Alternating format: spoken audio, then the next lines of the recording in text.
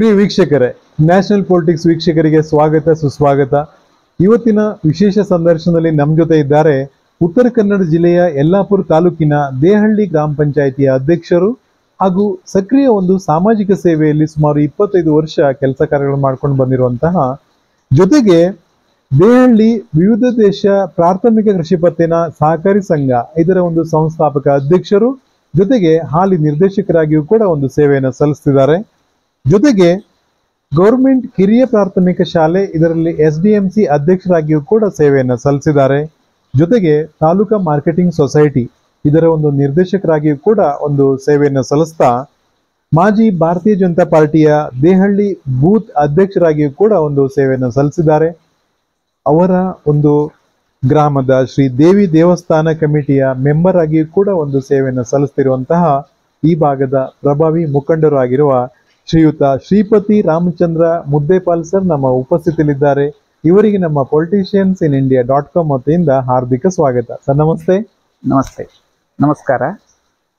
Shripati sir ಸಕ್ರಿಯ ಒಂದು ಸಾಮಾಜಿಕ ಸೇವೆಯಲ್ಲಿ ಸುಮಾರು 25 ವರ್ಷ ಆಯಿತು.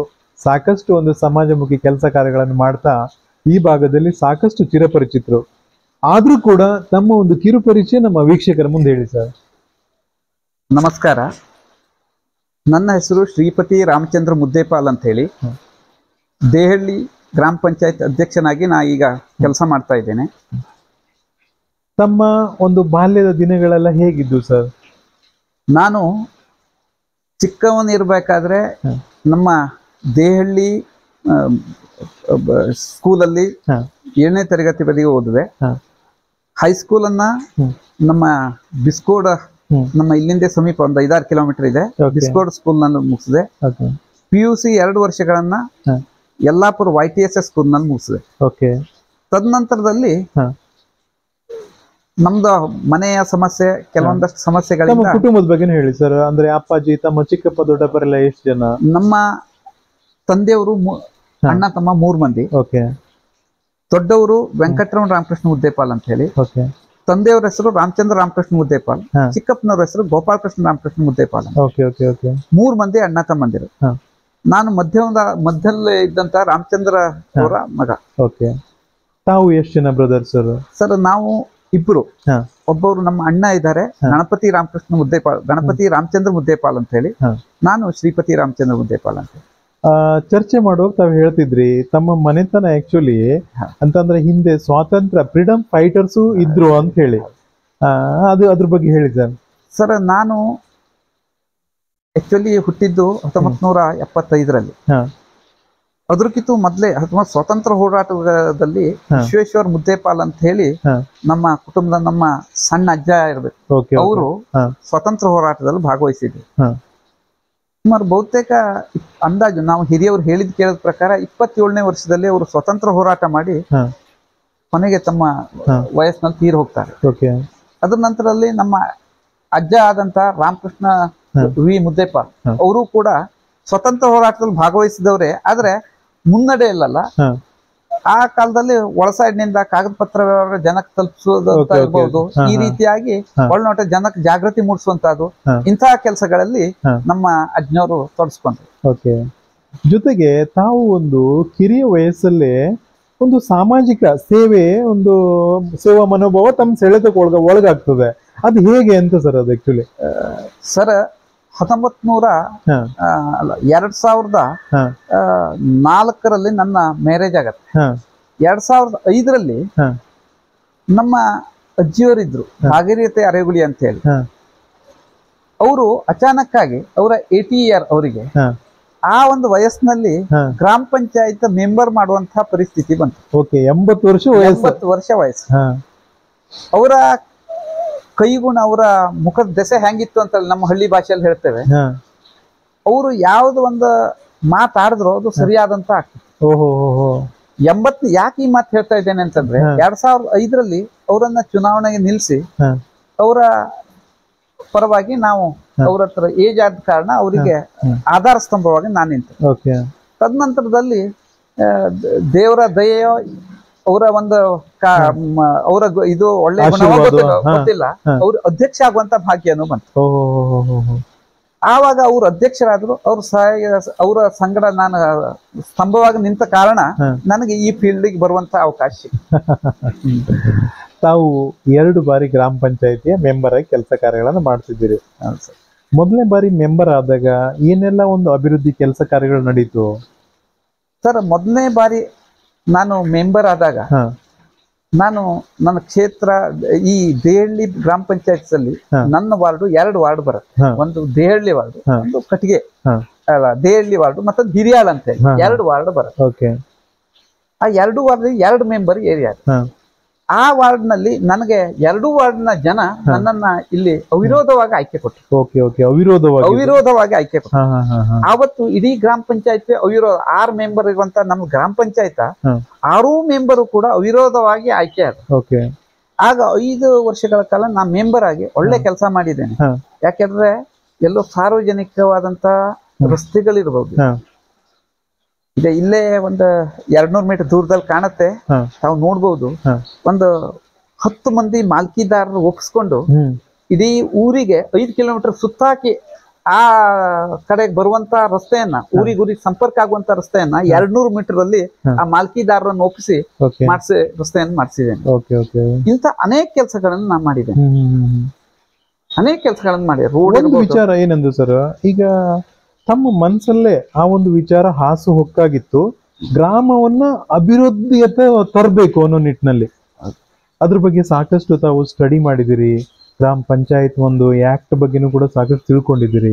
ಜೊತೆಗೆ ಈ ಭೌಗೋಳಿಕವಾಗಿ ಹೇಳಿ ಸರ್, ಈಗ ತಮ್ಮ ಪಂಚಾಯಿತಿ ಎಷ್ಟು ಹಳ್ಳಿಗಳು ಬರ್ತದೆ ಇಲ್ಲಿ, ಮತ್ತೆ ಒಂದು ವಾಸಿಸುವಂತ ಜನಸಂಖ್ಯೆ ಆಧಾರಗಳ ಅನುಗುಣವಾಗಿ ಏನೆಲ್ಲ ಅಂದ್ರೆ ತೊಡಕುಗಳಿದಾವೆ, ಅದ್ರ ಬಗ್ಗೆ ಹೇಳಿ ಸರ್. ಸರ್, ನಮ್ಮ ಗ್ರಾಮ ಪಂಚಾಯತ್ದಲ್ಲಿ 5 ಗ್ರಾಮಗಳು ಬರ್ತದೆ. ಒಂದು ದೇಹಳ್ಳಿ, ಹಿರಿಯಾಳ್, ಕಟ್ಟಿಗೆ, ಬಳಗಾರ್ ಗ್ರಾಮ, ಗೇರಾಳ್ ಅಂತ ಹೇಳಿ ಬರುತ್ತೆ. 5 ಗ್ರಾಮ ಕೂಡಿ ನಮ್ದೊಂದು ಪಂಚಾಯತ್. ಆದ್ರೆ 2011ರ ಜನಸಂಖ್ಯೆ ಪ್ರಕಾರ ನಮ್ಮ ಗ್ರಾಮ ಪಂಚಾಯತ್ ಅಲ್ಲಿ 2000 ಮಂದಿ ಜನಸಂಖ್ಯೆ ಇದೆ. ಆದ್ರೆ ಆಕ್ಚುಲಿ ಗ್ರಾಮ ಪಂಚಾಯತವನ್ನ ಒಂದು 5 ರಿಂದ 10 ಸಾವಿರ ಜನಸಂಖ್ಯೆ ಇರುವಂತ ಗ್ರಾಮಗಳನ್ನು ಮಾಡಬೇಕು. ಆದ್ರೆ ಸರ್ಕಾರ ಗ್ರಾಮ ಪಂಚಾಯತ್ ಆಕ್ಟ್ ನಲ್ಲಿ ಒಂದು ಅವಕಾಶ ಕೊಟ್ಟಿದೆ. ಒಂದು 4-5 ಡಿಸ್ಟ್ರಿಕ್ಟ್ ಇರಬಹುದು. ಯಾವ್ದು ಕೇಳಿದ್ರೆ ಮಲ್ನಾಡ್ ಡಿಸ್ಟ್ರಿಕ್ಟ್ ಇರ್ಬೋದು, ಉತ್ತರ ಕನ್ನಡ ಇರ್ಬಹುದು, ದಕ್ಷಿಣ ಕನ್ನಡ, ಉಡುಪಿ, ಶಿವಮೊಗ್ಗ, ಹಾವೇರಿ ಸ್ವಲ್ಪ ಭಾಗ, ಹಿಂಗೊಂದು 5-6 ಡಿಸ್ಟ್ರಿಕ್ಟ್ ಗಳಿಗೆ ಜನಸಂಖ್ಯೆಯನ್ನು ಬಿಟ್ಟು ವಿಸ್ತೀರ್ಣಗಳ ಮೇಲೆ ಪಂಚಾಯತವನ್ನು ರಚನೆ ಮಾಡಿದ್ದಾರೆ. ಇದು ಗ್ರಾಮ ಪಂಚಾಯತ್ ಆಕ್ಟ್ ನ ಪ್ರಕಾರ ಮಾಡಿದ್ದಾರೆ. ಆದ್ರೆ ನಮ್ಮಲ್ಲಿ ಅದರಿಂದ ಸ್ವಲ್ಪ ತೊಂದರೆ ಆಗಿದೆ. ಗ್ರಾಮ ಪಂಚಾಯತ್ ಯಾಕೆ ಕೇಳಿದ್ರೆ, ಸರ್ಕಾರ ಗ್ರಾಮ ಪಂಚಾಯತ್ಗಳಿಗೆ ಅನುದಾನವನ್ನ ಜನಸಂಖ್ಯೆ ಮೇಲೆ ಕೊಡುತ್ತೆ. ಆದ್ರೆ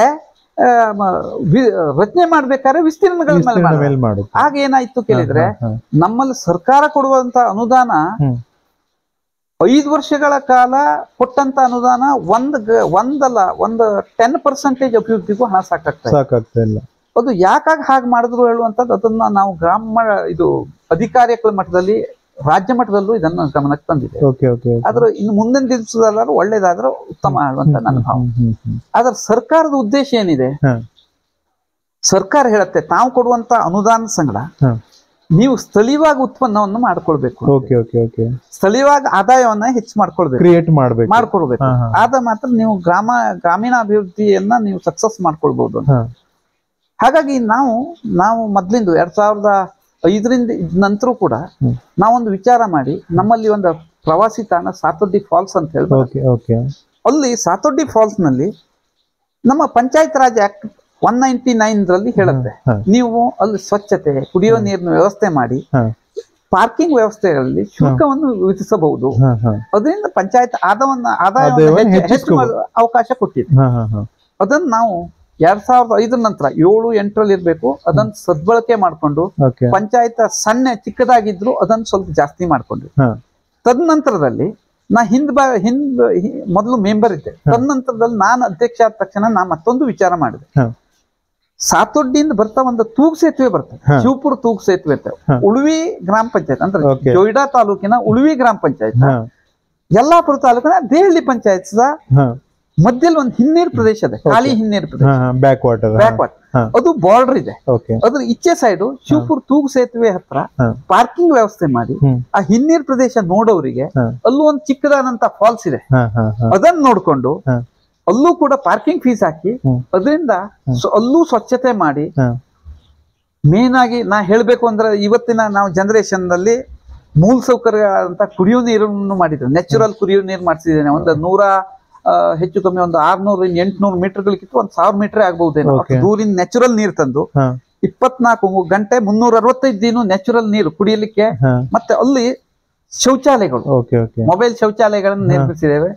ಮೂಲ ಸೌಕರ್ಯಗಳನ್ನು ಕೊಟ್ಟು ಕುತ್ಕೊಂಡು ನೋಡುವಂತ ಒಂದು ಹಿನ್ನೀರ್ ಪ್ರದೇಶಕ್ಕೆ ನೋಡುವಂತ ಸಾತೋಟಿ ಫಾಲ್ಸ್ ಬಂದು ವಾಪಸ್ ಹೋಗ್ತಾ 5 ಕಿಲೋಮೀಟರ್ ದೂರದಲ್ಲಿ ಆಗತ್ತೆ ಆನ್ ದಿ ವೇ. ಅದನ್ನ ನೋಡ್ಕೊಂಡು ಹೋಗ್ಲಿಕ್ಕೆ ಮಾಡಿದ್ದೇವೆ. ರಸ್ತೆಗಳನ್ನ ಅಚ್ಚುಕಟ್ಟಾದಂತ ರಸ್ತೆ ಮಾಡಿದ್ದೇವೆ, ಸಿಂಗಲ್ ರಸ್ತೆ, ರಿಸರ್ವ್ ಫಾರೆಸ್ಟ್ ಬರುತ್ತೆ ಅದು ಕೊಟ್ಟಾಗ ಮಾಡಿ ಪಂಚಾಯತ್ ಆದಾಯನ ಹೆಚ್ಚಿಕೊಳ್ಳಿಕ್ಕೆ ಪ್ರಾಮಾಣಿಕವಾದಂತ ಪ್ರಯತ್ನವನ್ನು ಮಾಡ್ತಾ ಇದ್ದೀರಿ ಸರ್. ತುಂಬಾ ಸಂತೋಷದ ವಿಚಾರ. ಜೊತೆಗೆ ಮೂಲಭೂತ ಸೌಕರ್ಯಗಳನ್ನು ಕೊಡಬೇಕು ಅವರಿಗೆ. ಈ ಪ್ರೈಮರಿ ನೀಡ್ಸ್ ಅಂತಂದ್ರೆ ಮೊಟ್ಟ ಮೊದಲನೇದಾಗಿ CC ರೋಡ್ ಬರ್ತದೆ. ತಮ್ಮ ಗ್ರಾಮ ಪಂಚಾಯತಿ ಸಂಬಂಧಪಟ್ಟಂತ ಎಲ್ಲ ಹಳ್ಳಿಗಳಲ್ಲಿ ಈ CC ರೋಡ್ ಹೇಗಾಗಿದೆ ಸರ್ ಕಂಪ್ಲೀಟ್? ಬಹುತೇಕ 2006-7ನೇ ಇಸ್ವಿಯಲ್ಲಿ ಇರ್ಬಹುದು. ನನಗೆ ತಿಳಿದ ಮಟ್ಟಿಗೆ ಯಲ್ಲಾಪುರ ತಾಲೂಕಿನಲ್ಲಿ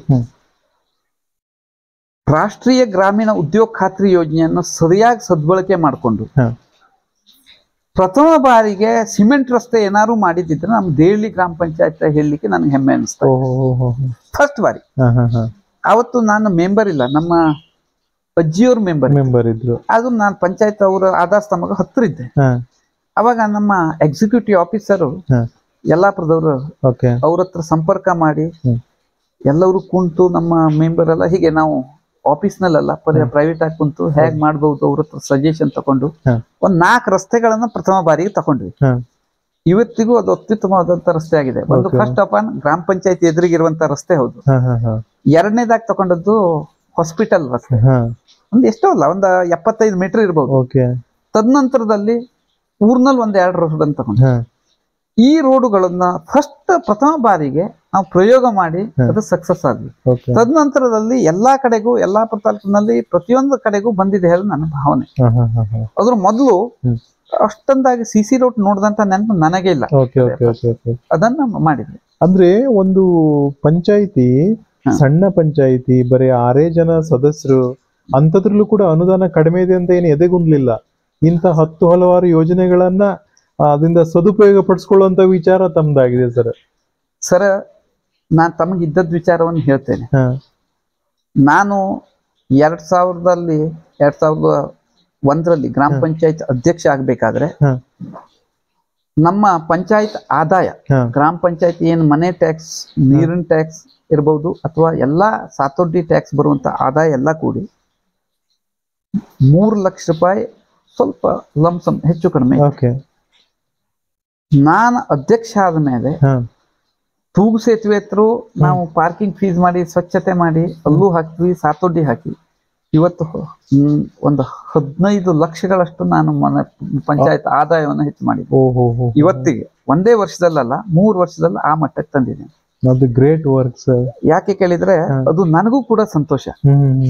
ಅದರಿಂದ ಸಾತೋಡಿ ರಸ್ತೆ ಇವತ್ತು ಈಗ 2 ವರ್ಷ ಈ ಕಡೆ ರಸ್ತೆ, 1 ವರ್ಷ ಈ ಕಡೆ ರಸ್ತೆ ಸಿಮೆಂಟ್ ರಸ್ತೆ ಆಯ್ತು. ಅದ್ರ ಮೊದಲು ಅದಕ್ಕೆ ನಾವು ಮಣ್ಣನ್ನು ಹಾಕಿ ಗಟಾರ್ ಕ್ಲೀನ್ ಮಾಡೋದು ಖರ್ಚು ಅಷ್ಟೇ ಇತ್ತು.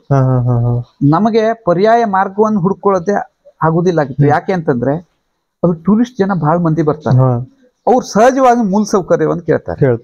ಆದ್ರೆ ಸಾತೋಡಿ ಯಲ್ಲಾಪುರದಿಂದ ಇರುವಂತಹದ್ದು 27 ಕಿಲೋಮೀಟರ್.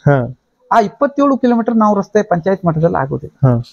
2 ಪಂಚಾಯತ್ಗಳು ಬರ್ತವೆ, ಆದ್ರೂ ಮಾಡ್ಲಿಕ್ಕೆ ಆಗುದಿಲ್ಲ. ಆ ಟೈಮ್ ನಲ್ಲಿ ನಾವು ಆದಾಯವನ್ನು ಹೆಚ್ಚು ಮಾಡಿಕೊಂಡು ಮೂಲ ಸೌಕರ್ಯ ಆದಂತ ಕುಡಿಯೋ ನೀರು ಇರ್ಬೋದು, ಅಲ್ಲಿ ಕುತ್ಕೊಳ್ಳುವಂತ ಬೆಂಚ್ಗಳನ್ನ ಮಾಡ್ಬೋದು ಇರ್ಬೋದು, ಎಲ್ಲಾ ಕಡೆ ಕಸದ ತೊಟ್ಟಿ ಹಾಕುವಂತದ್ದು ಇರ್ಬೋದು, ಸ್ವಚ್ಛತೆ ಗಾಡಿ ತಗೊಳ್ಳುವಂತದ್ದು ಇರ್ಬೋದು, ಸ್ವಚ್ಛತೆ ಗಾಡಿ ಮೇಲೆ ಸ್ವಚ್ಛತೆಯನ್ನು ಮಾಡಿಸಿ ಲಿಫ್ಟ್ ಮಾಡುವಂತದ್ದು ಇರ್ಬೋದು, ಕುಡಿಯೋ ನೀರನ್ನು ಮಾಡುವಂತದ್ದು ಇರ್ಬೋದು. ಇನ್ನು ಅನೇಕ ಶೌಚಾಲಯಗಳ ಪ್ರವಾಸಿ ತಾಣ ಎರಡು ಕಡೆ ಇದೆ, ಎರಡು ಕಡೆಗೂ ಶೌಚಾಲಯ ಮಾಡುವಂತಹದಿರ್ಬಹುದು, ನೀರಿನ ಟ್ಯಾಂಕ್ ಗಳನ್ನು ಕೂರಿಸುವಂತಹದಿರ್ಬಹುದು. ಇನ್ನು ಅನೇಕ ವರ್ಷ ಅಲ್ಲಿ ಗಿಡಗಳು ರಸ್ತೆಗಳ ಮೇಲೆ ಮಲೆನಾಡು ಪ್ರದೇಶ ಸಿಕ್ಕಾಪಟ್ಟೆ ಗಾಳಿ ಮಳೆ ಆಗ್ತದೆ. ಈ ವರ್ಷ 1 ತಿಂಗಳ ಕರೆಂಟ್ ವ್ಯವಸ್ಥೆ ಇಲ್ಲ, ಇದು ಊರ್ನಲ್ಲೇ ಇಲ್ಲ. ಅಂತ ಪರಿಸ್ಥಿತಿಯಲ್ಲೂ ಕೂಡ ಅಲ್ಲಿ ಟೂರಿಸ್ಟ್ ಬಂದ್ರು ಅವ್ರಿಗೆ ಮೂಲ ಸೌಕರ್ಯದಲ್ಲಿ ಏನು ತೊಂದರೆ ಆಗ್ಬಾರ್ದು. ಮರ ಗಿಡಗಳನ್ನು ಬಿದ್ದಂತ ಸಂದರ್ಭದಲ್ಲೂ ಕೂಡ ಇಡೀ ಇದನ್ನ ನಾವೇ ಗ್ರಾಮ ಪಂಚಾಯತ್ ಮರಗಳನ್ನ ಕಟಾವ್ ಮಾಡಿ ದಾರಿಯನ್ನು ಖುಲ್ಲಾ ಮಾಡಿಕೊಡ್ತಾ ಇದೆ. ಧರೆಗಳ ಕುಸಿದಿರ್ಬಹುದು, JCB ಕಳಿಸಿ ಅದನ್ನ ಖುಲ್ಲಾ ಮಾಡಿಸ್ತಾ ಇದೆ. ಅಂದ್ರೆ ನಮ್ಮ ಗ್ರಾಮ ಪಂಚಾಯತ್ಗೆ ಬರುವಂತ ಟೂರಿಸ್ಟ್ಗೂ ಅನುಕೂಲ ಆಗ್ಬೇಕು, ಗ್ರಾಮ ಪಂಚಾಯತ್ಗೂ ಅನುಕೂಲ ಆಗ್ಬೇಕು. ಆದ್ರೆ ನನಗೆ ನಾ ಮಾಡಿದಂತದ್ದು ಸಮಾಧಾನ ಇಲ್ಲ, ಇನ್ನೂ ಅನೇಕಗಳನ್ನ ಮಾಡುವಂತದ್ದು. ಅಂದ್ರೆ ಮನುಷ್ಯನ ಒಂದು ಇಚ್ಛೆ. ನೀವು ನನ್ನ ಮನೆ ರಸ್ತೆಯನ್ನು ನೋಡಿರ್ಬಹುದು, ಇಡೀ ಪಂಚಾಯತ್ ಅಲ್ಲಿ ಮನೆ ರಸ್ತೆಯನ್ನು ಬಹುತೇಕ ಮಾಡಿಸಿದ್ದೇನೆ, ನಾವು ನೋಡ್ಬಹುದು. ಆದ್ರೆ ನನ್ ಮನೆ ರಸ್ತೆಯನ್ನು ಮಾಡ್ಲಿಲ್ಲ, ಮಾಡ್ಕೊಂಡಿಲ್ಲ. ಕಾರಣ ಇಷ್ಟೇ, ಮಾಡ್ಕೊಳ್ಬಾರ್ದು ಅಂತ ಹೇಳಲ್ಲ. ಯಾರೇ ಸ್ವಲ್ಪ ತಿಳುವಳಿಕೆ ಇದ್ದವ ಅಧ್ಯಕ್ಷರಾದ್ರು ಅಂತಂದ್ರೆ ನನ್ನೊಂದು ವೈಯಕ್ತಿಕ ವಿಚಾರ ಇದೆ. ನಾವು ನಮಗ್ ಪ್ರಪಂಚ ಕಾಣಬೇಕು ಅಂತಂದ್ರೆ, ಊರು ಕಾಣಬೇಕು ಅಂತಂದ್ರೆ ನಮ್ದು ಹೇಳುವಂತದ್ದು ಮೊದ್ಲು ಬಿಡ್ಬೇಕು. ಆಗ ಮಾತ್ರ ಬೇರೆಯವ್ರದ್ದು ಗೊತ್ತಾಗತ್ತೆ. ನಾವು ಗ್ರಾಮ ಪಂಚಾಯತ್ ಅಧ್ಯಕ್ಷ ಅಲ್ಲ, ನಾ ಗ್ರಾಮ ಪಂಚಾಯತ್ ಮೆಂಬರ್ ಅಲ್ಲ, ನಾ ಸಾರ್ವಜನಿಕ ಹೇಳುವಂತಹದನ್ನ ತಿಳ್ಕೊಂಡು ನಾನು ಕೆಲಸ ಮಾಡಿದಾಗ ಆ ಸ್ಥಾನದಲ್ಲಿ ಕುಂತು ಅದನ್ನ ಸಾಧಿಸ್ಲಿಕ್ಕೆ ಆಗ್ತದೆ ಹೇಳಿ ನನ್ನ ಭಾವನೆ. ತುಂಬಾ ಸಂತೋಷ ಸರ್. ಜೊತೆಗೆ ಒಂದು ಶೈಕ್ಷಣಿಕವಾಗಿ ನೋಡಿದ್ರೆ ನಮ್ಮ ಒಂದು ಗ್ರಾಮ ಪಂಚಾಯತಿ ವ್ಯಾಪ್ತಿಯಲ್ಲಿ ಬರುವಂತ ಒಂದು ಅಂಗನವಾಡಿಗಳು, ಪ್ರಾಥಮಿಕ ಶಾಲೆಗಳು, ಅಲ್ಲಿ ಏನೆಲ್ಲ ಒಂದು ಅನುಕೂಲಕರ ಕೆಲಸ ಕಾರ್ಯಗಳಾಗಿದೆ ಸರ್? ಸರ್, ನಾ ಮೊದಲೇ ಹೇಳಿದಾಗೆ ನನ್ನ ಮಗಳು 4ನೇ ಕ್ಲಾಸ್ನಲ್ಲಿ ಇರ್ಬೇಕಾದ್ರೆ ಪಾಲಕರ ಒತ್ತಾಯದ ಮೇರೆಗೆ ನಾನು ಅಧ್ಯಕ್ಷನಾದೆ. ಅಧ್ಯಕ್ಷ ಆದ ತಕ್ಷಣ ನಾನು ಒಂದು ನಿರ್ಣಯ ಮಾಡಿದ್ದೆ. ಬೇರೆ ಬೇರೆ ಶಾಲೆಗಳಲ್ಲಿ ಕೇಳ್ತಾ ಇದ್ದೆ, STMC ಅನ್ನು ಮಾಡಬೇಕಾದ್ರೆ ಒಂದು ಪೈಪೋಟಿ ನಡೀತಿತ್ತು. ನಾನು ಅಧ್ಯಕ್ಷ ಆಗುದಿಲ್ಲ ಅಂತಂದೆ, ಆದ್ರೆ ಪಾಲಕರು ಕೇಳಿಲ್ಲ, ನೀವು ಆಗ್ಲೇಬೇಕು ಅಂತ ಹೇಳಿ. ಕೊನೆಗೆ ಎಲ್ಲರ ಜವಾಬ್ದಾರಿ ಮಣಿದು ನಾನು ಆದೆ. ಅಧ್ಯಕ್ಷ ಆದ ತಕ್ಷಣ ನಾ ಪಾಲಕರಿಗೆಲ್ಲ ನಮ್ಮ ಶಾಲೆ ಮಕ್ಕಳ ಪಾಲಕರಿಗೆ ಕರೆದೆ. ಇಂಥ 2000 ಜನಸಂಖ್ಯೆ ಇರುವಂತಲ್ಲಿ 4 ಶಾಲೆಗಳಿಲ್ಲ. ಅಂತದ್ರಲ್ಲಿ ನಮ್ಮ ಶಾಲೆಯಲ್ಲಿ ಹೆಚ್ಚಿನ ಸಂಖ್ಯೆ 53 ಹುಡುಗರಿದ್ದಾರೆ. ಅಲ್ಲಿ ನಾನು ಪಾಲಕರ ಕರೆದು ಮೀಟಿಂಗ್ ಮಾಡಿದೆ. ಏನು ಅಂತಂದ್ರೆ, ನನ್ನನ್ನು ನೀವು ಅಧ್ಯಕ್ಷನ ಮಾಡಿದ್ದೀರಿ, ಆದ್ರೆ ನಂದು ಒಂದ್ ಮಾತು ನೀವು ಕೇಳ್ಬೇಕು. ಏನು ಅಂತಂದ್ರೆ, STMC ಅಧ್ಯಕ್ಷರು ಯಾರು ಆಗ್ಲಿ, ಆದ್ರೆ ಪ್ರತಿ ಮೀಟಿಂಗ್ ಕೂಡ ಪ್ರತಿ ಪಾಲಕರ ಜವಾಬ್ದಾರಿ. ಎಲ್ಲಾ ಪಾಲಕರು ಬಂದಾಗ ಮಾತ್ರ ನಮ್ ಮೀಟಿಂಗ್ ನಡೆಯುವಂತದ್ದು. ಪ್ರತಿಯೊಬ್ಬನಿಗೂ ಜವಾಬ್ದಾರಿ. ಸರ್ಕಾರದ ಕಾನೂನು ಪ್ರಕಾರ STMCಗೆ ಒಂದ್ ಸಂಖ್ಯೆ ಇದೆ, 17 ಸಂಖ್ಯೆ ಪಾಲಕರು ಇರ್ಬೇಕು ಅಂತ. ಇದು ಅದಲ್ಲ. ನಾ ಅಧ್ಯಕ್ಷ ಆದ್ಮೇಲೆ ಒಂದು ನಮ್ದೇ ಕಾನೂನು ಬೇರೆ. ಎಲ್ಲಾ ಪಾಲಕರು ಕೂಡ ಇದರ ಸದಸ್ಯರು. ಎಲ್ಲರಿಗೂ ಕೂಡ ಶಾಲೆ ಜವಾಬ್ದಾರಿ ಇದೆ.